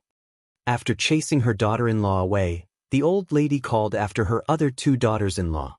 "What are you waiting for? Do you know how valuable these flour are? Put it in a bag." It was indeed very precious because one couldn't buy food with money now. The two wives immediately packed the flour for her. By the time they had filled most of the bag, there was only a thin layer of flour mixed with mud on the ground. The second daughter-in-law looked at the old lady. The old lady threw a dirty look at her.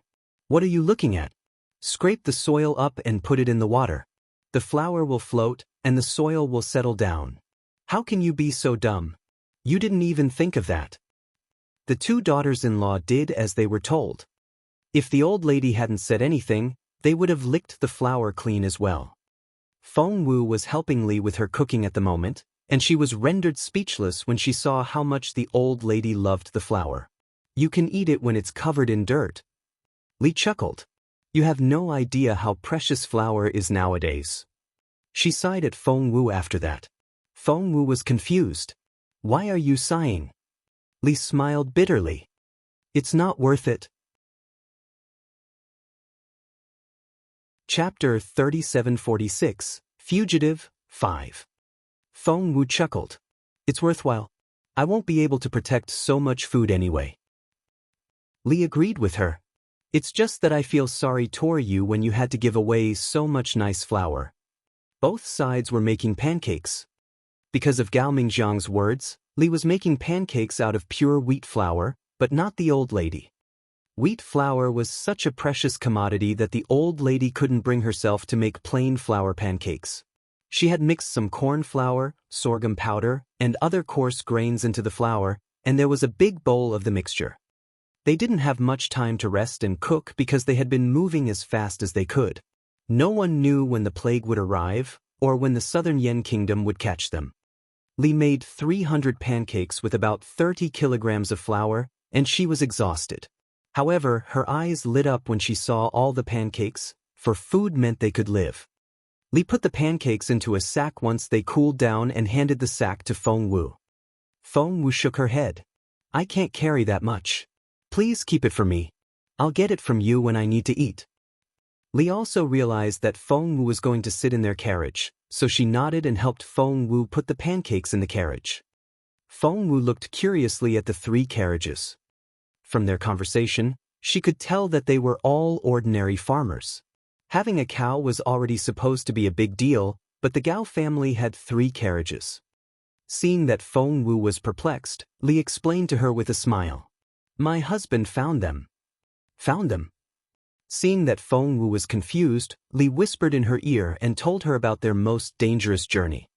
As it turned out, they ran into bandits a few days after they left the southern Yan kingdom. The bandits were attacking a large family, and many of them were killed or injured. Both sides were well matched in strength and lost about the same number of people. In the end, the bandits killed the last member of the family, but they didn't have many men left either. Gao Mingjiang took the lead, killed the remaining bandits, and took the 3 carriages. As for the wealth of that family, it wasn't that they didn't want to take them, but that family had set their chests on fire before they died. But with these 3 carriages, we can travel much faster. It was supposed to take us 10 days to get here, but it only took us 3 to 4 days. Feng Wu asked, "Our carriage is only twice as fast." Li smiled bitterly. "It would have been much faster, but there are so many of us here, and we can't fit all 30 people inside. The elderly and children can take the carriage, together with all the food we have. The carriages are packed to the brim. As for the adults, we still have to walk on foot." It was almost noon when a young man came to inform them that they were leaving in 15 minutes. Feng Wu recognized the man. Li told her, "This is Gao Mingkuan, my husband's 5th brother." Feng Wu nodded. Gao Mingkuan looked at Feng Wu and found the little beggar familiar. He narrowed his eyes.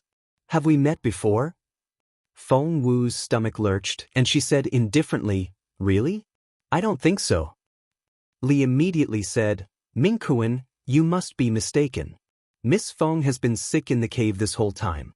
I don't think you've ever met her." Chapter 3747, Fugitive, 6. Gao Mingkuan didn't reply. He only left after giving Feng Wu one last look. Fearing that Feng Wu would be frightened, Li tried to calm her down. "Don't be afraid. Mingkuan is usually very kind. He's not that scary. He's just trying to intimidate you."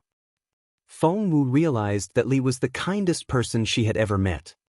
Patting her chest, Feng Wu coughed a little. Li smacked her forehead. "How could I forget? You're still sick. Get in the carriage now." Feng Wu was indeed going to get into the carriage and have some rest.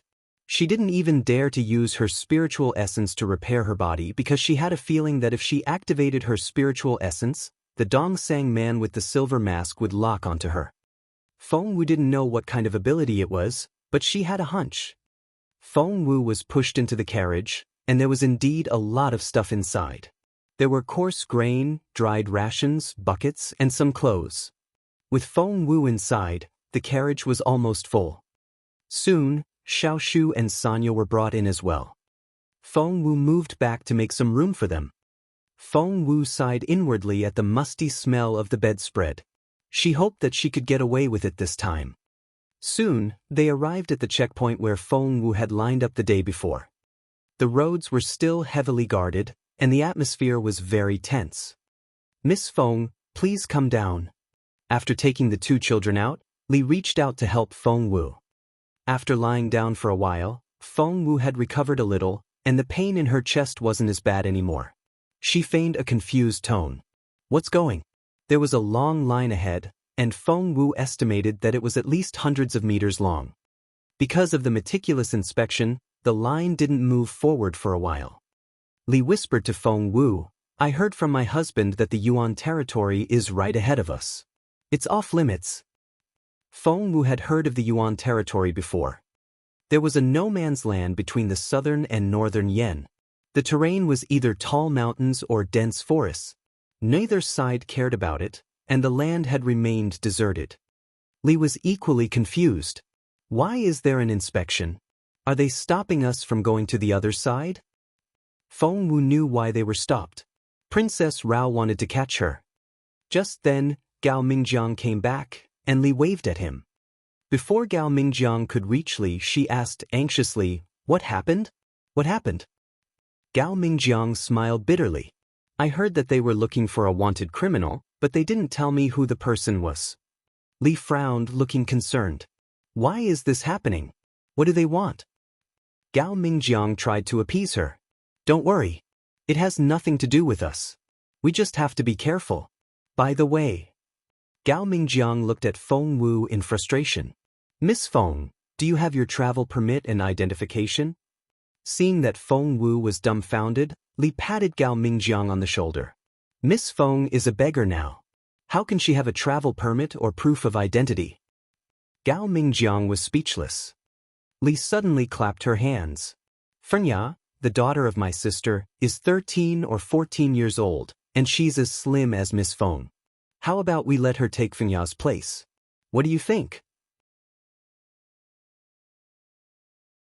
Chapter 3748, Fugitive, 7. Gao Mingjiang realized that this was the only way, so he gave Feng Wu an inquiring look. Feng Wu nodded.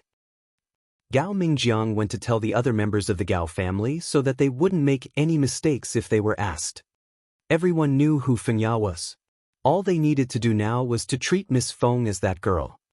Gao Mingjiang stared at his third brother's wife. The woman had tried to do some damage because she resented Feng Wu for taking too much flour. Gao Mingjiang looked around before turning to his sister-in-law.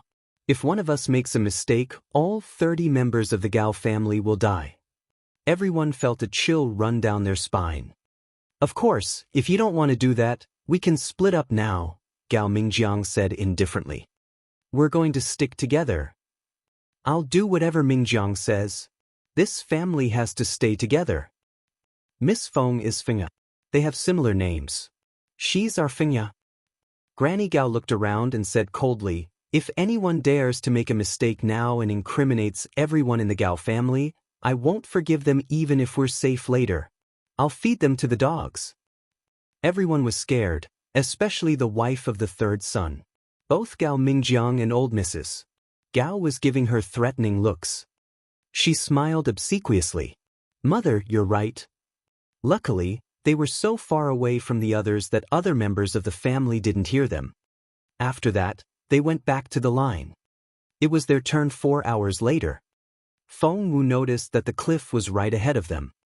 The cliff was only wide enough for one carriage, and they had to go through it to get to northern Yen. The pursuers had chosen the right spot. The same two people sat there with stern faces and brooding eyes. They kept their gazes on each person in turn. Moreover, Feng Wu realized that they would summon the leader of each group. As expected, a soldier walked up to them and asked coldly, "Who's the leader here?" Everyone looked at Gao Mingjiang. Gao Mingjiang stepped out at that moment and smiled obsequiously at the soldier. As he spoke, he put a silver ingot into the soldier's sleeve. After weighing it in his hand, the soldier was satisfied with the size of the silver ingot, and his attitude improved a lot. "Follow me." The soldier led Gao Mingjiang to a remote corner, took something out of his chest pocket, and showed it to him. "Have you seen this person on your way here?" Gao Mingjiang's stomach lurched when he saw the portrait. He recognized the person in the painting. It was his savior. That was the girl who had saved Xiaoshu and Sanya from the river. She was wanted. It was obvious that the soldier wasn't just any ordinary man. He stared at Gao. "Mingjiang, you've met her before?" Luckily, Gao Mingjiang had seen enough of the world to be able to stay calm in a tense situation like this. "Of course, I haven't." "Then why do you look stunned?" The soldier stared at Gao Mingjiang. Gao Mingjiang smiled bitterly. "She's so pretty that no one can resist her. Weren't you amazed the first time you saw her face?" Chapter 3749, Fugitive, 8. The soldier gave Gao Mingjiang a sidelong glance. But he didn't know what to say, because he had been astonished by the girl's beauty as well when he had first laid eyes on her portrait. No man could resist her face. "You really didn't see her?" The soldier's face darkened. Gao Mingjiang smiled obsequiously. "She's too beautiful to be forgotten. I'm sure of it." The soldier didn't believe Gao Mingjiang. He asked around and saw that everyone shook their heads in bewilderment. The soldier was secretly disappointed. Gao Mingjiang lowered his voice. "Who's in this portrait? Is she a criminal?" Of course, the soldier wouldn't tell him. He only snorted. "If you don't tell the truth, you'll all be decapitated." Everyone nodded obediently. The soldier snorted and left with the drawing. Feng Wu saw the portrait in the soldier's hand. Little Phoenix was right. They were indeed looking for her, but they didn't dare to do it openly and were only asking around in secret. That was to say, Princess Rao and her brother might not be in the same boat. Feng Wu felt much better at that thought. Soon it was their turn. Everyone passed the checkpoint in order. Old Mrs. Gao went through first, followed by each branch of the family. Gao Mingjiang had already handed in the Gao family's household registration booklet, so everyone was waiting for their name to be called. You're my niece. Don't worry. Li was a little scared, but she still tried to comfort Feng Wu. Feng Wu was touched. In fact, what she did could easily bring harm to the Gao family, especially Li. However, she had been so kind to her when they were total strangers. When the soldier reached the fourth branch of the family, he saw that there was an additional member next to Li. Who is she? The soldier frowned when he saw the sallow girl, whose clothes were in rags. Li tugged at Feng Wu, telling her to bow. She's my niece and was living with us when the plague broke out. Because of the emergency, I took her with me when we escaped from Gao village in Maple Forest City. Gao Mingjiang went up to them as well. The soldiers had received Gao Mingjiang's silver before, so they didn't try to make things difficult for him. They nodded and were ready to let them pass. Everyone was about to heave a sigh of relief when they heard the sound of hooves. It was so loud that many people were attracted by it. 3 horses quickly arrived, led by a girl wearing a red cape. She was a pretty girl with an air of nobility about her. One look at her and everyone fell silent. Kneel. On your knees. With a whip in his hand, the soldiers lashed down at the people behind them. Feng Wu tugged at Li to dodge the whip. Otherwise, she would have been hit for nothing. Li asked in a trembling voice, "Who's that?" Someone said, "What a grand entrance. Is she the princess?" Feng Wu glanced at the girl in the red cape and shook her head inwardly. That didn't seem to be the case. But the others believed that conclusion. The 2 junior spiritual overlords on either side of the checkpoint turned to look at the girl in the red cape. Chapter 3750, Adventure 1. The 2 junior spiritual overlords on either side of the checkpoint turned to look at the girl in the red cape. Miss Caixia. The spiritual overlord on the left nodded at her. Although he didn't get up, it was enough to show his respect. Caixia had no intention of dismounting. She glanced at the spiritual overlord and asked casually, "You still haven't found her?" "Not yet." The junior spiritual overlord shook his head. "Useless." Holding her whip, Caixia glared at the junior spiritual overlord. "Keep your eyes open. If you let that person go to the Northern Yen Kingdom, you'll know what the princess will do to you." After that, she rode off without looking at the others. She was here to warn these people. It was indeed very effective. Everyone held their breaths when she arrived, but after she left, they didn't even dare to breathe loudly either. Feng Wu thought to herself, "It seems that Princess Rao wants to stop me from entering the Northern Yen Kingdom and going to the capital. But what's her purpose? Would her appearance affect the princess's interests in some way? Or had Master Ling Hu known all along and sent her to the Northern Yen Palace on purpose?" Feng Wu was a little confused.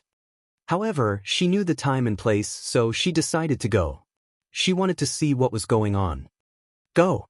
Now, seeing the look on the spiritual overlord's face, the soldiers knew that he had been humiliated by the princess's senior maid and was in a foul mood.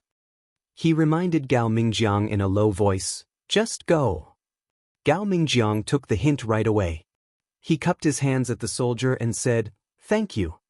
He left with his wife and children after that, and Feng Wu followed him. Gao Mingquan was quick-witted as well and jumped out like a fish. They didn't dare to take a carriage and all walked as fast as they could. At that moment, they heard a loud noise behind them. They wanted to look over their shoulders, but Feng Wu whispered, "Run! It's dangerous." Hearing that, the others didn't dare to look back. They only had time to look over their shoulders when they reached the corner of the plankway. One look and their hearts raced.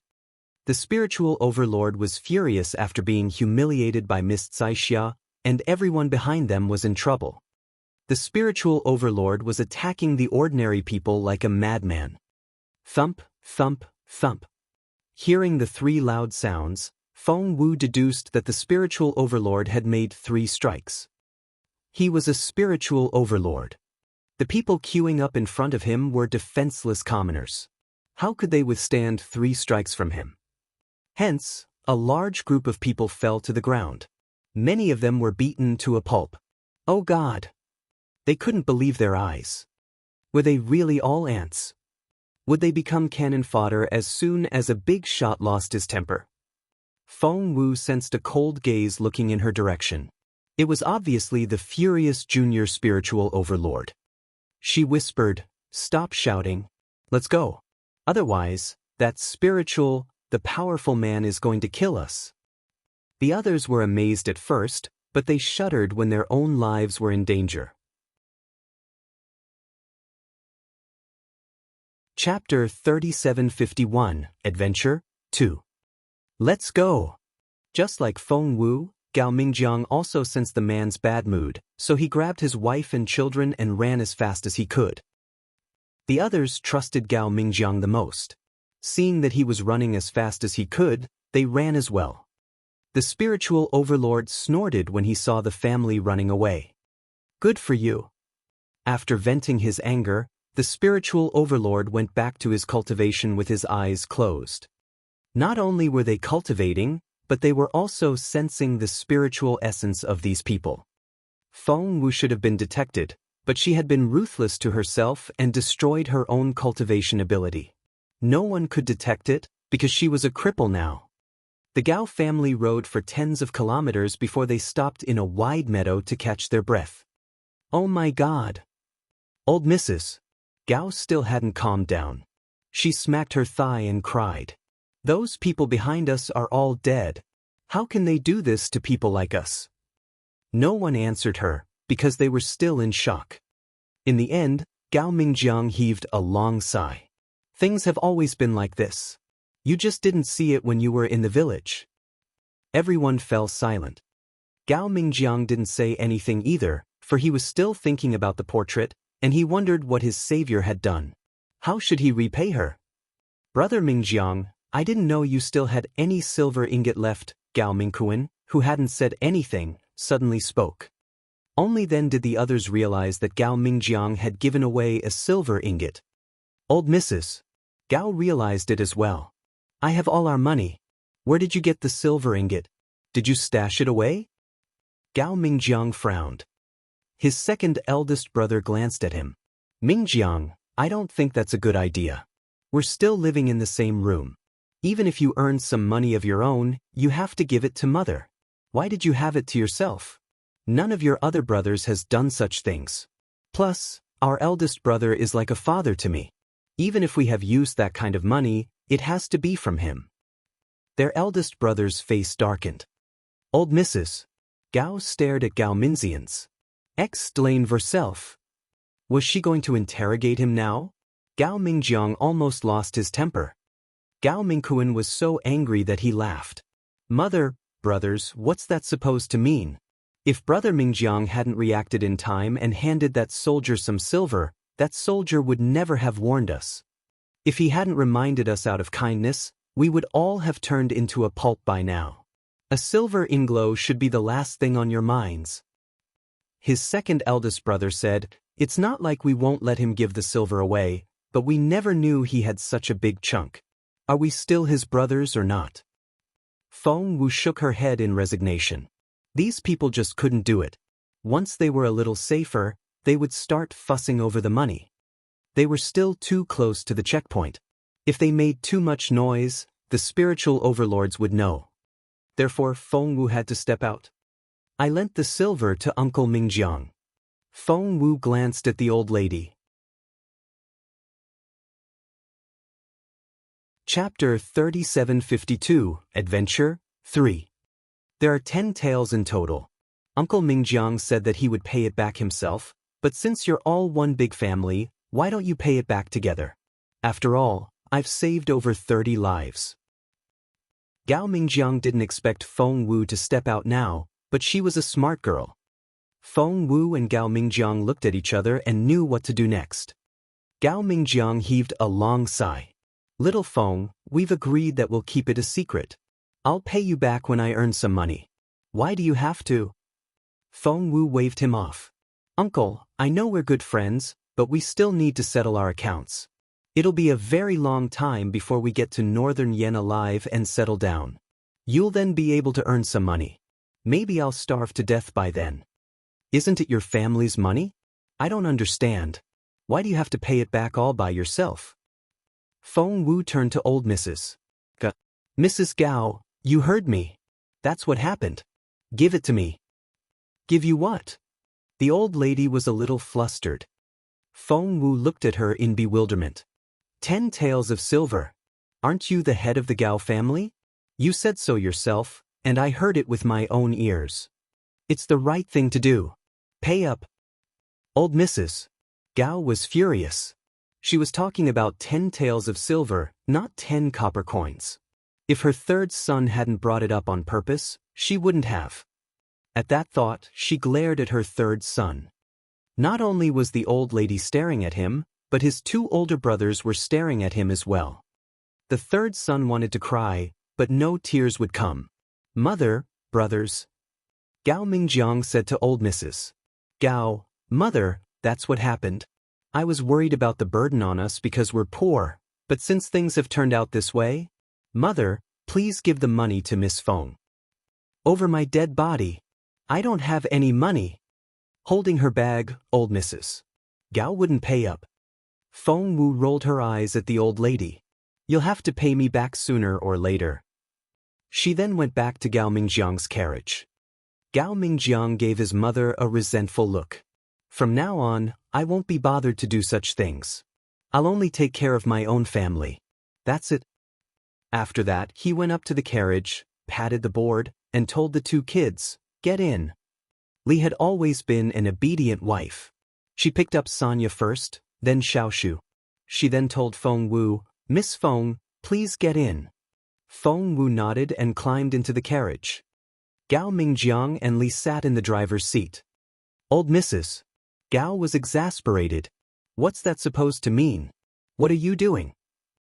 Gao Mingjiang ignored her and was going to start the carriage. His brothers panicked, as did their wives and children. They had been able to get here in one piece because of Gao Mingjiang. If he left without them, At that moment, they heard wolves howling in the distance. The third son was almost in tears. He ran up to the horse and said to Gao Mingjiang, Mingjiang, Mom was only angry and she didn't mean it.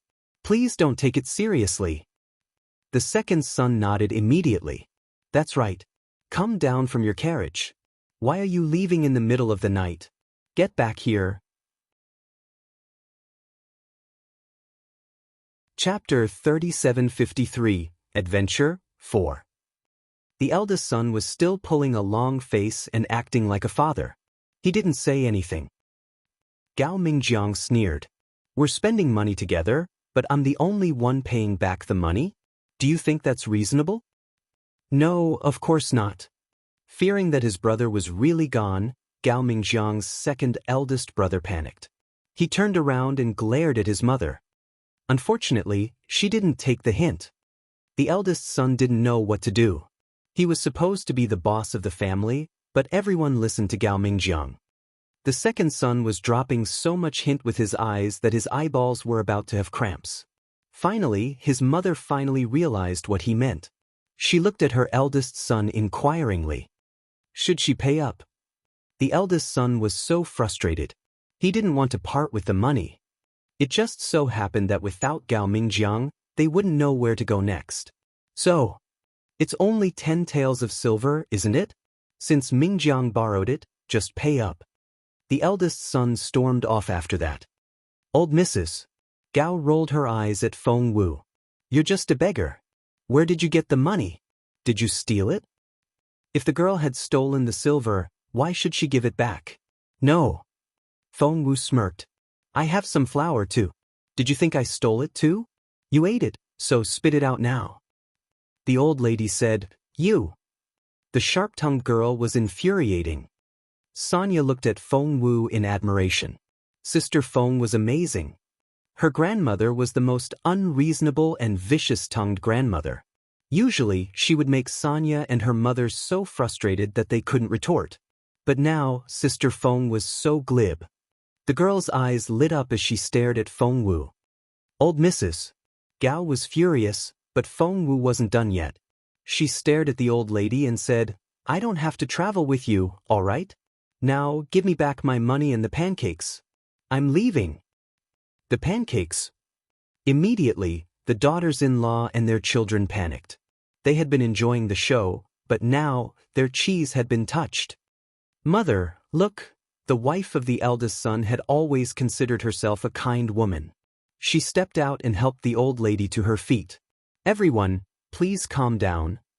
She smiled at Feng Wu. "Mom didn't say she wasn't going to give it back.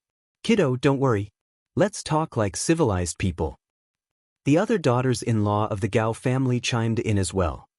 They all tried to persuade the old lady to return the money. Didn't they care about the money? Of course they did.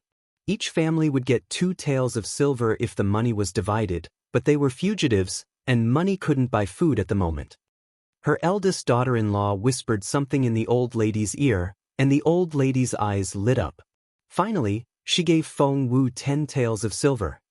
She glared at Feng Wu. "Just this once. Lend it to Mingjiang again and I won't pay you back." Feng Wu took the silver and nodded. "I won't lend Uncle Mingjiang any silver even if I have to watch you die." The old lady was furious. Meanwhile, Gao Mingjiang's brothers were trying to talk Gao Mingjiang out of it. "Mingjiang, look, hasn't Mom given the money back to the girl? Come down here." The brothers had never been so friendly before, but now they were helping Gao Mingjiang off the carriage. Chapter 3754, Adventure 5. Gao Mingjiang knew when to stop. "I guess I'm not completely innocent. I shouldn't have given the silver to that soldier. It's all my fault. I won't do it again." His brothers blanched. If he hadn't given the soldier the silver. "No, you didn't do anything wrong. Mingjiang, you've done a great job this time." Gao Mingjiang only smiled bitterly, obviously hurt. An idea struck the second eldest brother, and he told old Mrs. Gao, "Mum, give Mingjiang 10 taels of silver." Old Mrs. Gao's eyes popped.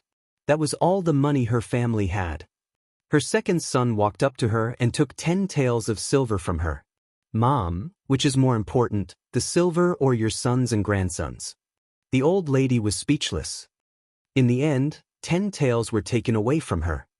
The second son stuffed 10 taels of silver into Gao Mingjiang's hands. "Brother, here's some silver for you. If something like this happens again, just use them whenever you find necessary. Our life is more important." Gao Mingjiang forced a smile and said, "It's late. Let's boil some hot water and eat some pancakes. We'll get some rest and leave early tomorrow. It's still dangerous here. The further away from here, the better." "Yes." Only then did his brothers relax. The second son grabbed the third son away. They walked to a corner, and the second son slapped his younger brother. The third son was furious. "Good job," said the eldest son. "Brother!" The third son protested. The eldest son slapped his brother as well. 10 taels of silver. You just can't keep your mouth shut." He walked away after that. The second son also cast a stern look at his younger brother. "I know you and your wife don't like Mingjiang, but we can't leave this place without him. You'll have to figure it out yourself." He stormed off after that, leaving the third son behind. He was just jealous of Gao Mingjiang and had only said those things in passing. Why did everyone slap him? Just then, the old lady jumped up and slapped him as well. "Mom!" The third son stared at his mother in disbelief. His mother had always doted on him. 20 taels of silver. I just gave away 20 taels of silver for nothing. Shut up from now on." Old Mrs. Gao stormed off. The third son was really crying now. Meanwhile, the fourth branch of the Gao family was enjoying themselves. Gao Mingjiang had deliberately stopped his carriage at the outermost area so as to keep watch for the others, but in fact, he didn't want to get too close. They had built their own campfire and were sitting around, boiling water and warming themselves. "Thank you." Gao Mingjiang sat down opposite Feng Wu and mouthed those words. Feng Wu chuckled. Gao Mingjiang was such a smart guy. "Sister Feng, you're amazing. You talked back to Grandma and won." Sonia went on worshipping Feng Wu. Feng Wu rubbed her head. Due to malnutrition, although Sonia was 10 years old, she still looked like a 7-year-old. Her hair was as yellow as straw. Feng Wu chuckled. Your grandmother is just unreasonable. If you're with reason, you can win all the arguments. In the end, Feng Wu asked, You're living such a miserable life. Why haven't you split up with the other branches? Once they were separated, Feng Wu could hunt some wild game for Gao Mingjiang's family. All the pancakes were simply too bland. Li smiled bitterly. Do you think we don't want to do that? Chapter 3755, Adventure 6. Do you think we don't want to? It's just we can't. Li smiled bitterly and pointed at the old lady. Every time we brought it up, she threatened to kill herself. We could never succeed. Feng Wu rubbed her chin. It's really hard to do it while we're still seeking refuge. But those people were indeed her burdens. Li smiled bitterly. It's all fate. What can we do? All right, kids, go to bed. We still have to travel tomorrow morning. After that, Li took out the only bedroll in the carriage and laid it out in the lee of the wind so that Feng Wu and the two children could get in. What about you? Feng Wu asked. Li waved her off. We'll just sleep on the ground for the night. You little ones can easily catch a cold. We adults will be fine. Feng Wu didn't know what to say. No matter what Feng Wu said, Li insisted that they take the bedroll, and Feng Wu couldn't turn her down. Feng Wu sighed as soon as she was under the duvet. Why are you sighing? You're too young to do that. You'll grow into a little old hag. Little Phoenix teased her. Feng Wu's eyes lit up. You're awake. Although Feng Wu had lost her cultivation ability, she still had Little Phoenix. It was injured, but it could still fly and ask around. That was to say, it hadn't lost much of its ability. Seeing this, Little Phoenix knew that Feng Wu was going to give it trouble again. It gave Feng Wu a resigned look. What do you want from me? Feng Wu said, I need to go with them, at least as far as the northern Yen kingdom. It'll take us at least another 10 days. The further north we go, the colder it gets. I can barely stand it myself, let alone them. Little Phoenix looked at Feng Wu in resignation. Do you want me to bring back a bedroll? It was doable, but how are you going to explain the extra bedroll? Feng Wu rubbed her chin. I don't need you to bring back a bedroll. Look around and see if you can find any houses. Make it look like we're just passing by, and I'll buy an extra one. If you can't find any houses, just make it look like someone has left it there, and I'll pick it up. Little Phoenix mimicked Feng Wu and nodded. All right, they won't see me anyway. Little Phoenix was soon out of sight. Get me some more supplies. Feng Wu reminded Little Phoenix in her head before she went to bed. Little Phoenix rolled its eyes at Feng Wu. It was just a little bird. Not only did it have to find the bedroll, but it also had to prepare the supplies. There was so much to do. However, at the thought of Feng Wu's pathetic state, Little Phoenix felt sorry for her. This family was very poor, but because of that, they were too poor to be spotted. Little Phoenix spent a lot of effort to find a bundle, 2 old duvets, and some rice, flour, and oil. It even prepared a bow. That way, Feng Wu could shoot arrows. Little Phoenix had painstakingly prepared everything and put them on top of an old tree. After everything was ready, it flew into Feng Wu's sleeve and told her everything. Feng Wu smiled and went back to sleep. She woke up early the next morning. The Gao family was so poor that they couldn't afford breakfast.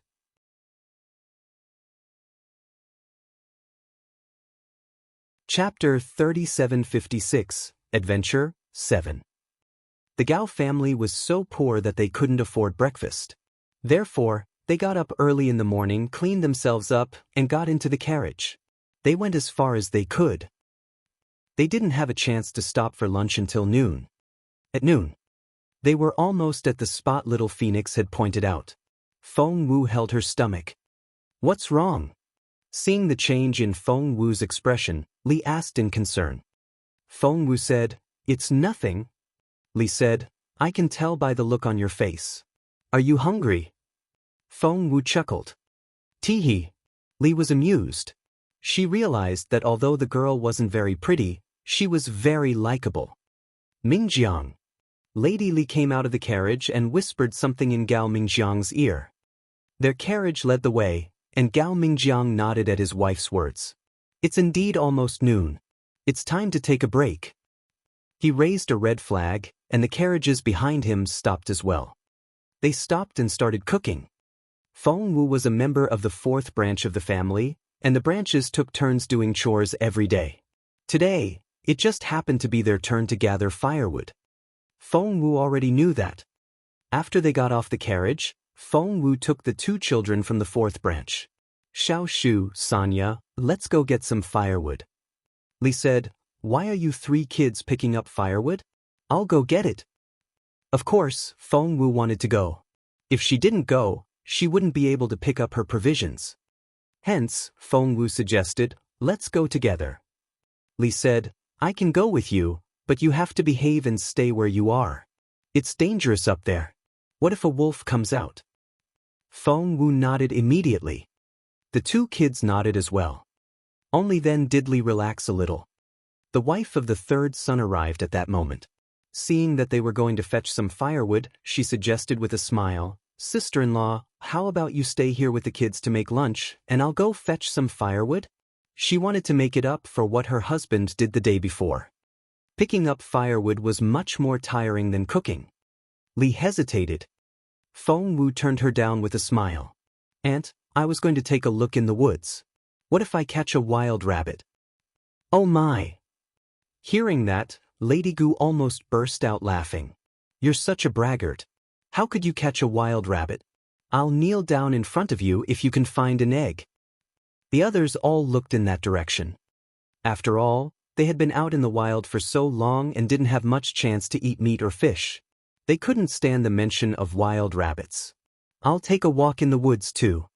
The third son ran into the woods as soon as he heard that. The second son said, Brother, wait for me. The eldest son frowned and shouted, Be careful. Don't go too deep. Come back if you can't find any rabbits. All right. The two brothers said in the distance. Your stuff is that way. They're heading for it. Little Phoenix was anxious. Let's go before they take it away. I've painstakingly collected everything myself. It couldn't be too new or too old. That was so hard. God knew how many houses it had to visit to find everything. As for stealing, how could it be considered stealing? It had done as Feng Wu said and left behind a silver ingot. Everything was bought. Chapter 3757, Adventure 8. Hearing that, Feng Wu took the two kids' hands and headed for the woods. According to Little Phoenix, in order to let Feng Wu pretend that she found the bundle by accident, it didn't hide the bundle very well. When Feng Wu and the kids walked into the woods, the two men were already gone. Feng Wu ignored them and headed for her destination. There were quite a few fruit trees in the woods, and there was even a persimmon tree covered with ripe persimmons. Persimmons! Sanya was the first to notice it, and she was so excited that she tried to climb up the tree. Li noticed it as well. She immediately took off her outer robe and spread it out on the ground to hold the persimmons.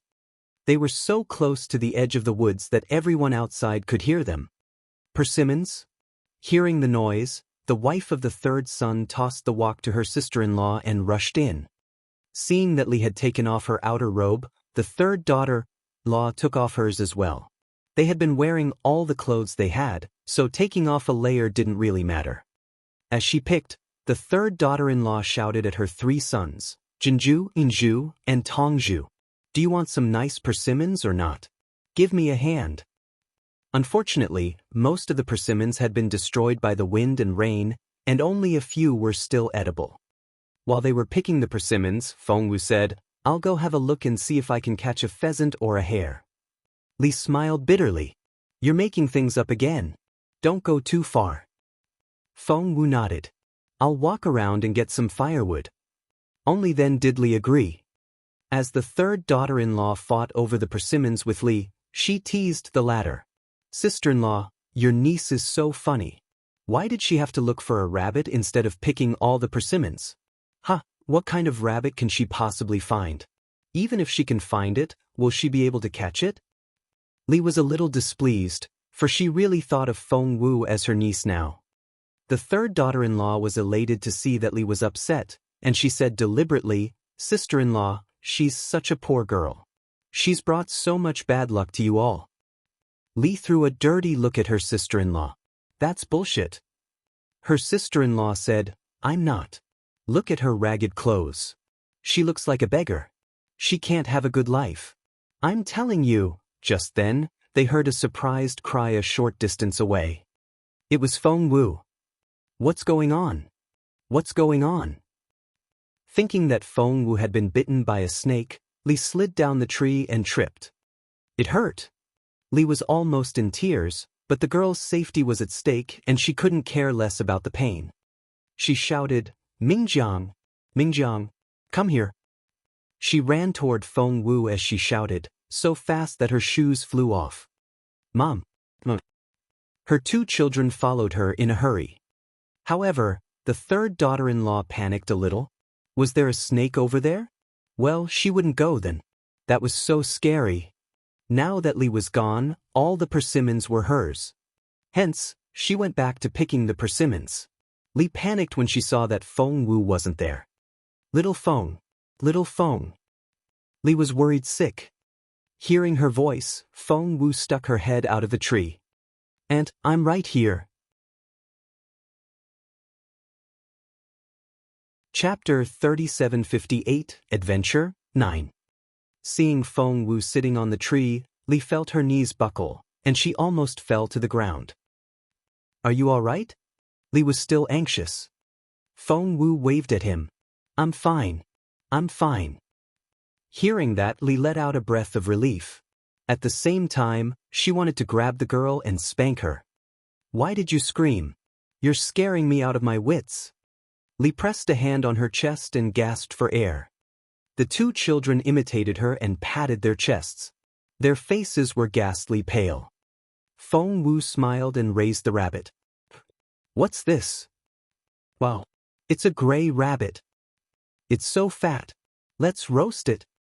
The two kids' eyes were twinkling, and they were almost drooling. "What? A rabbit?" After picking the last persimmon, the third daughter-in-law was about to leave when she heard this. She quickly walked toward Feng Wu and saw the rabbit in her hands. "Oh my!"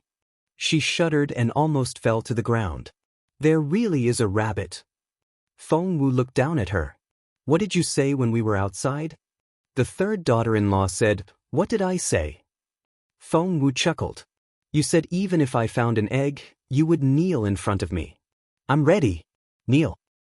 The third daughter-in-law was speechless. Li was amused. "What are you talking about? Get off the tree." Feng Wu tossed the hair to Gao Mingjiang and told Li, "I can't come down yet." Li asked anxiously, "Why can't you come down?" Feng Wu pointed at something over her head. "There's something over there. I'm going to have a look." Everyone followed Feng Wu's gaze. But from their angle, the leaves were so dense that they couldn't see anything. The third daughter-in-law said to Feng Wu, "You're already very lucky to have a rabbit. Do you expect to find gold or what?" Feng Wu ignored her and jumped up the tree like a cat. Although she had lost her spiritual essence, she was still strong enough to handle the tree. When she was 10 meters away, she grabbed something and shouted, "Out of my way. I'm going to throw something down." Was there really something in the tree? Everyone moved away when they heard that. With a thump, Feng Wu threw the bundle on the ground. Because Feng Wu was dozens of meters above ground, and the ground was damp, the impact left a mark on the ground. A bundle? Why is there a bundle on the tree? The third daughter-in-law couldn't believe her eyes. Immediately, all eyes were on Feng Wu. Feng Wu looked equally confused. "I was just trying to catch a rabbit, but it was quick-witted. It jumped into a tree, so I climbed up here to catch it. That's when I saw the bundle. I wonder what's inside." That was right. It was wrapped up tight. What was inside? Is it something bad? Something that can get people killed? The third daughter-in-law couldn't stand it when other people weren't better off. She gave Feng Wu a sympathetic look. "Little Feng, you'd better move back. What if there's a dead body inside?" Chapter 3759, Adventure 10. Feng Wu seemed genuinely frightened. Aunt, don't say that. The third daughter-in-law glanced at Feng Wu. I'm telling the truth. Some people don't bury bodies properly and just put them up on trees. Why did you have to take it down? You're so evil. Feng Wu feigned a frightened face, took a step back, and hid behind Li. Li looked like a mother hen protecting a chicken. She threw a dirty look at her sister-in-law. Stop talking nonsense. What if you scare the children? All 3 children were ghastly pale. Just then, the Gao family heard the noise and rushed in. What's going on? What's all the noise? The eldest son glared at the others. The third daughter-in-law said, I'm so glad you're here. You can be the judge. Isn't she a bad girl? She pointed at Feng Wu as she spoke. Someone hid a dead body in a tree, but this girl rushed over and threw it down.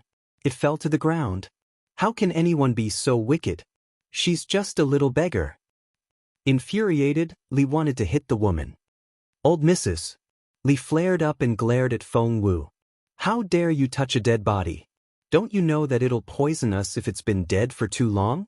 Your hands are dirty. If you touch our food, we'll be poisoned to death. The third daughter-in-law nodded. Mother, you're right. She's so ill-bred. Feng Wu glanced at the mother-in-law and daughter-in-law. That was what she had been waiting for.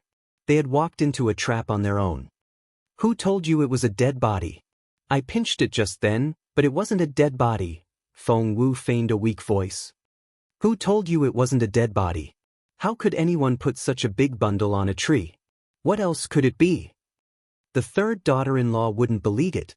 Right now, she had her hands on her waist and was ready to go all out. We'll know what's inside after we open it. Gao Mingjiang glanced at his mother and sister-in-law. Old Mrs. Gao smirked. No matter what's in there, it's Feng's. Whatever bad luck it is, it's hers. Lady Gu nodded. That's right. We can't let that girl ruin our family's good luck. Feng Wu frowned. I think there's something good inside. The third daughter-in-law smirked. Good stuff? That's hilarious. Granny Gao was still thinking about the 20 taels of silver, and she was furious at Feng Wu. Even if it's gold and silver, the Gao family won't take anything from you. If it's bad luck, I hope God won't blame it on the Gao family.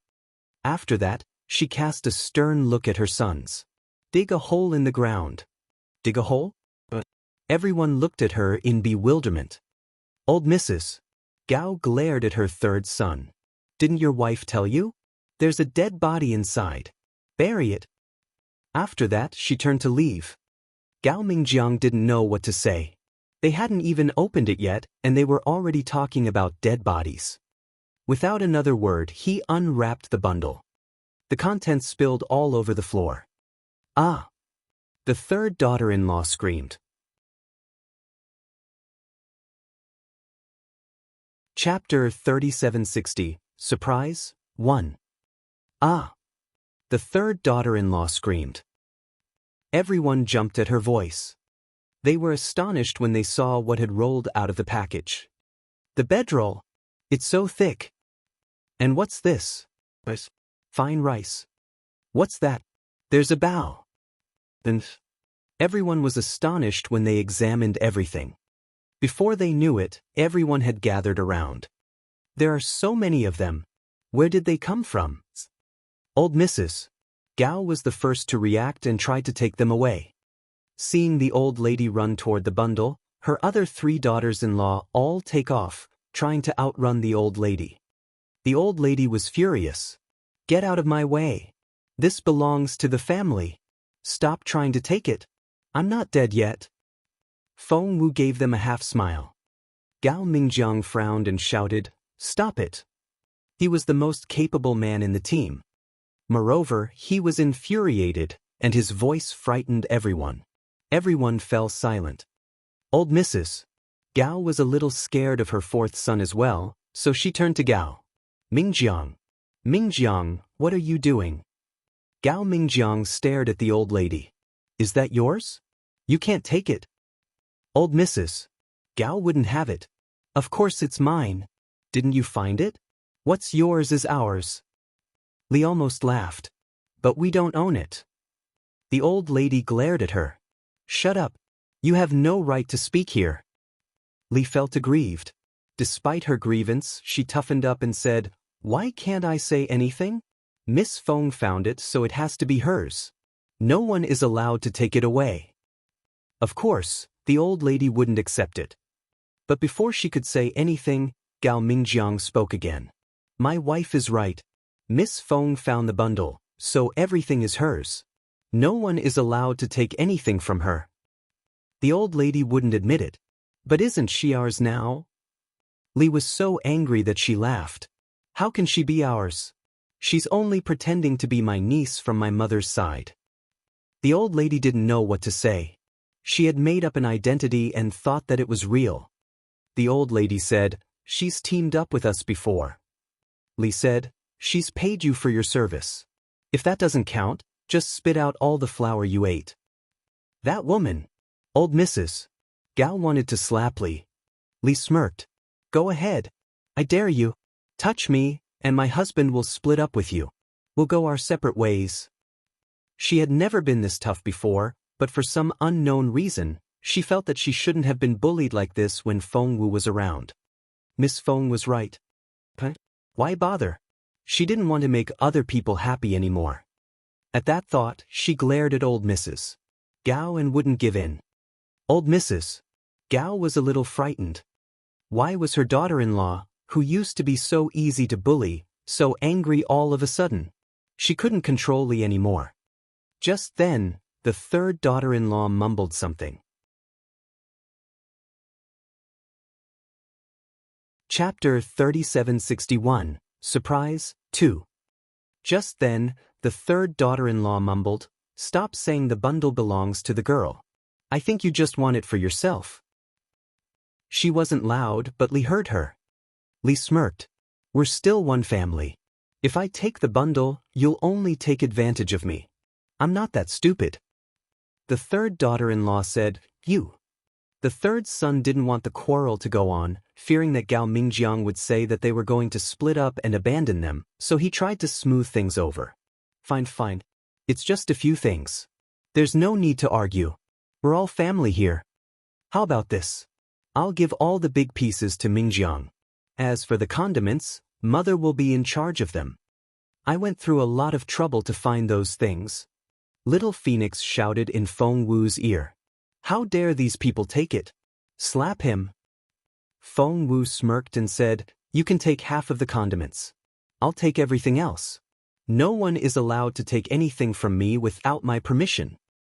Although Feng Wu didn't have any spiritual essence now, she was still very intimidating when she exerted her power. In the end, most of the things were moved to Gao Mingjiang's carriage. Rabbit. Fat rabbit. Xiao Shu and Sonia almost jumped to their feet. Come, let's roast some rabbits. Feng Wu led them to where the stove was set up. Gao Mingjiang went to the creek, washed the rabbit paper, and handed it to Feng Wu. Feng Wu then smeared a layer of honey on the rabbit. As for where it came from, of course, it was in the big bundle. The rabbit was roasted with honey, and the aroma filled the air. The fourth branch of the family had its own stove, and the rest of the family shared a bigger stove nearby. The aroma soon filled the air. Other people might be able to stand it, but the third daughter-in-law couldn't stop complaining. Why are they eating rabbits and we're eating plain pancakes? I won't have it. Old Mrs. Gao was equally frustrated. The others weren't too happy either. However, Feng Wu only glanced at them and showed no intention to share the food with them. She divided the rabbit into 4 parts. 1 for herself, 1 for Gao Mingjiang, 1 for Li, and 1 for the 2 children. There wasn't much meat left after the entrails were removed, and the meat had shrunk significantly after it was cooked. Therefore, the rabbit in Feng Wu's hand was only the size of her palm. Gao Mingjiang looked over his shoulder and sighed when he saw how eager his mother was. He went up to old Mrs. Gao and said, Mother, you can have mine. The others thought that the old lady would at least pretend that she didn't want it. But in fact, the eldest son, who hadn't eaten meat for a long time, snatched the meat out of Gao Mingjiang's hand and said coldly, You're useless. Is that all you got? The other three families had a lot of children. Gao Mingjiang smiled bitterly and cursed himself for being so stupid. It had been a while since he ate meat, and he had just been scolded for sharing. He shook his head and went back to the fire. As for how to split the rabbit, it was up to old Mrs. Gao. After Gao Mingjiang went back, Li and the two children felt sorry for him. Gao Mingjiang patted their hands. "Don't worry. Mom has always been like this." Li said grumpily, "I can't control my temper anymore." Gao Mingjiang smiled bitterly. "We'll see when we get to our destination. Nothing can be predicted while we're on the road." Chapter 3762, Fright 1. Li nodded. She knew what Gao Mingjiang meant. "We haven't settled down in the northern Yen kingdom yet, and we don't know if we'll live or die." She heaved a long sigh, her eyes filled with sorrow. Both children gave their mother concerned looks. Sensing their uneasiness, Li rubbed their heads and smiled bitterly. "You guys should eat now. We'll be on our way when you're full." Sonia asked, "Mom, will we be in danger?" Before Li could say anything, Gao Mingjiang said, "Dad's here. There's no danger. Just eat and sleep. Everything will be fine when we get to northern Yen." Sonia and Xiaoshu nodded solemnly. Seeing that Sonia had stopped eating after 2 bites, Li asked, "Why won't you eat?" With a solemn look on her face, Sonia said, "Mother, we don't know how dangerous this journey will be, and we don't know if we'll have anything to eat in the future. I want to save my food and take another bite when I'm starving." "Honey," Li sighed and pulled Sonia into her arms. "Things will get better. We'll have enough food and warm clothes when we get there." It was late autumn, and the air was colder in the middle of the night. Gao Mingjiang's family was better prepared. They used to have 2 bedrolls, but because the other families didn't have enough bedding, the old lady took one of them and gave it to her 3rd son. Before Feng Wu arrived, Gao Mingjiang's family had been shivering on their 1.5 bedding.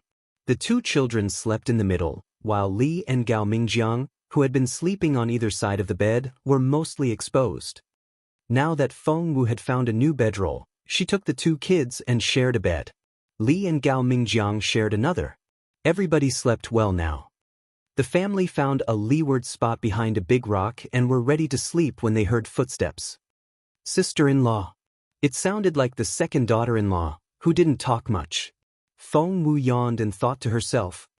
Sonia, who had been sleeping soundly in Feng Wu's arms, woke up right away and was on the alert. She looked like a bristling cat. Xiaoshu was alarmed as well. Feng Wu looked at them in bewilderment and asked in a low voice, "What's wrong?" Throwing her arms around Feng Wu, Sonia asked nervously, "Sister Feng, are we going to lose our bed?" In the dark, Feng Wu saw that Sonia was looking at her nervously, and so was Xiaoshu. Feng Wu was confused. "How can someone take our bed?" Sonia said, "Can we keep our bed, then?" She knew by now how capable Sister Feng was. Even her grandmother wouldn't be her match. Feng Wu nodded. "Of course. Why should we give our own bed to someone else? What should we sleep on?" In order to avoid detection, Feng Wu had destroyed her own cultivation and was too weak to withstand the cold. The 2 kids nodded immediately, their eyes twinkling. By then, Li had left with her sister-in-law. They didn't go very far because it would be dangerous. That distance was enough for Feng Wu to hear their conversation. After praising Li's family, the second daughter-in-law went on crying about how difficult it had been for them. In the end, she turned to Li for help. "Sister-in-law, there's nothing else I can do. Otherwise, I wouldn't have." Chapter 3763, Fright 2. "I really have no choice. Otherwise, I wouldn't have come to beg you at this hour." The second daughter-in-law said anxiously, "Sister-in-law, I know you don't have much either, but there are so many people in my family, and we only have 1 bedroll. We don't have enough duvets for the children alone, but you have 2. Li frowned.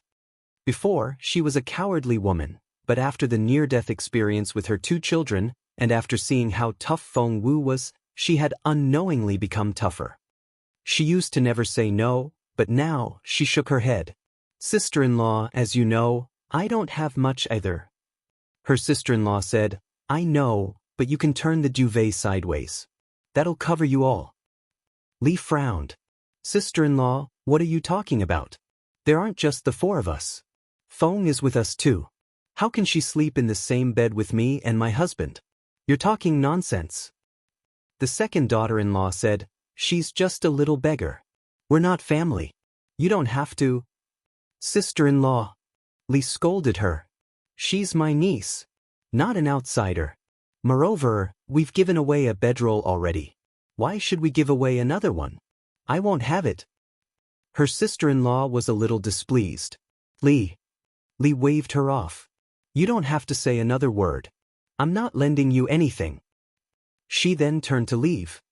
They raised their voices this time, so many people heard them. So, it really was about the bedroll. Many people thought to themselves.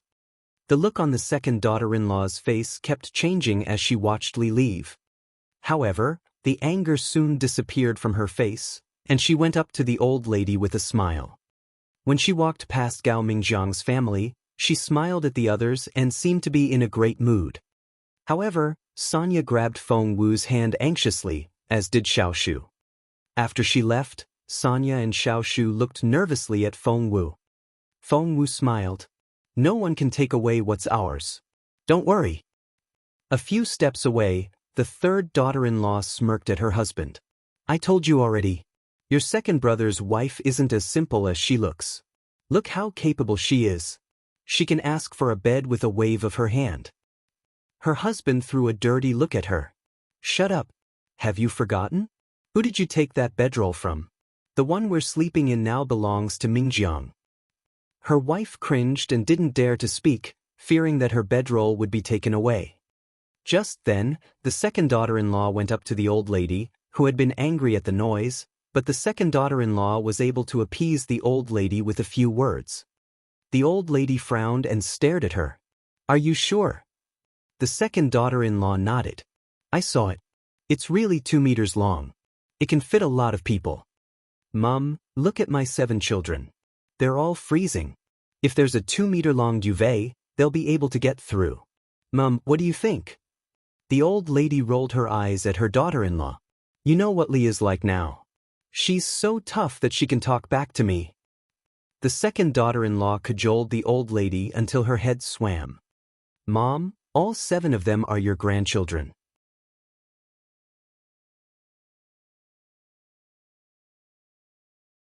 Chapter 3764, The Row 1.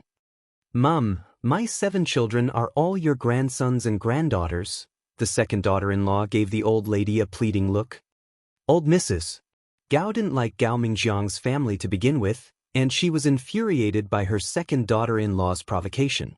She rose to her feet and grabbed a stick as thick as her arm.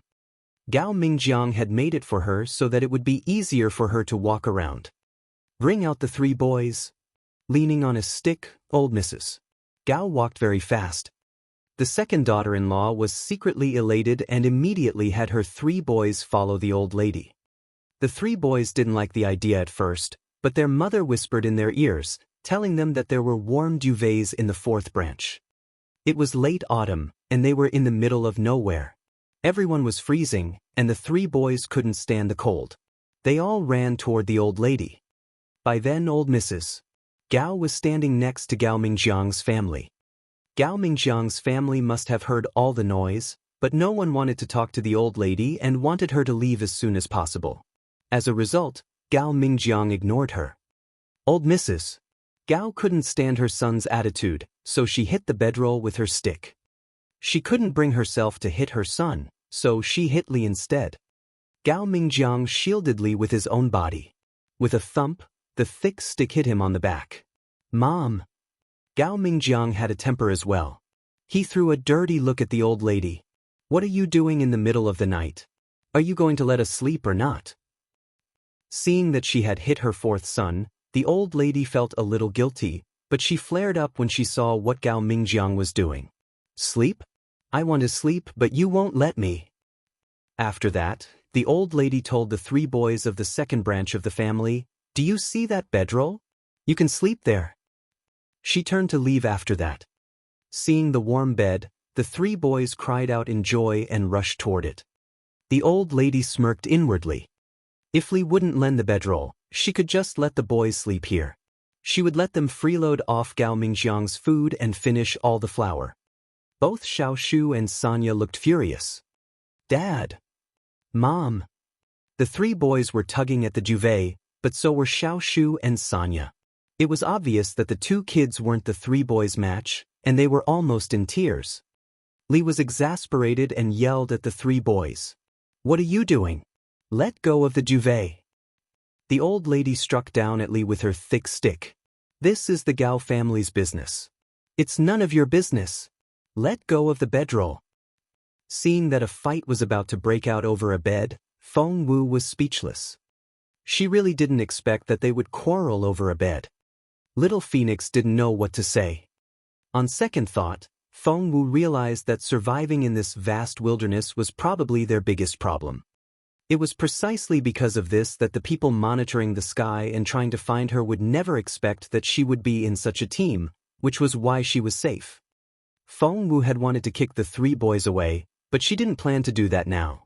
With Gao Mingjiang around, he would definitely protect his wife and children. As expected, you're tuning in to the Passion Pages YouTube channel.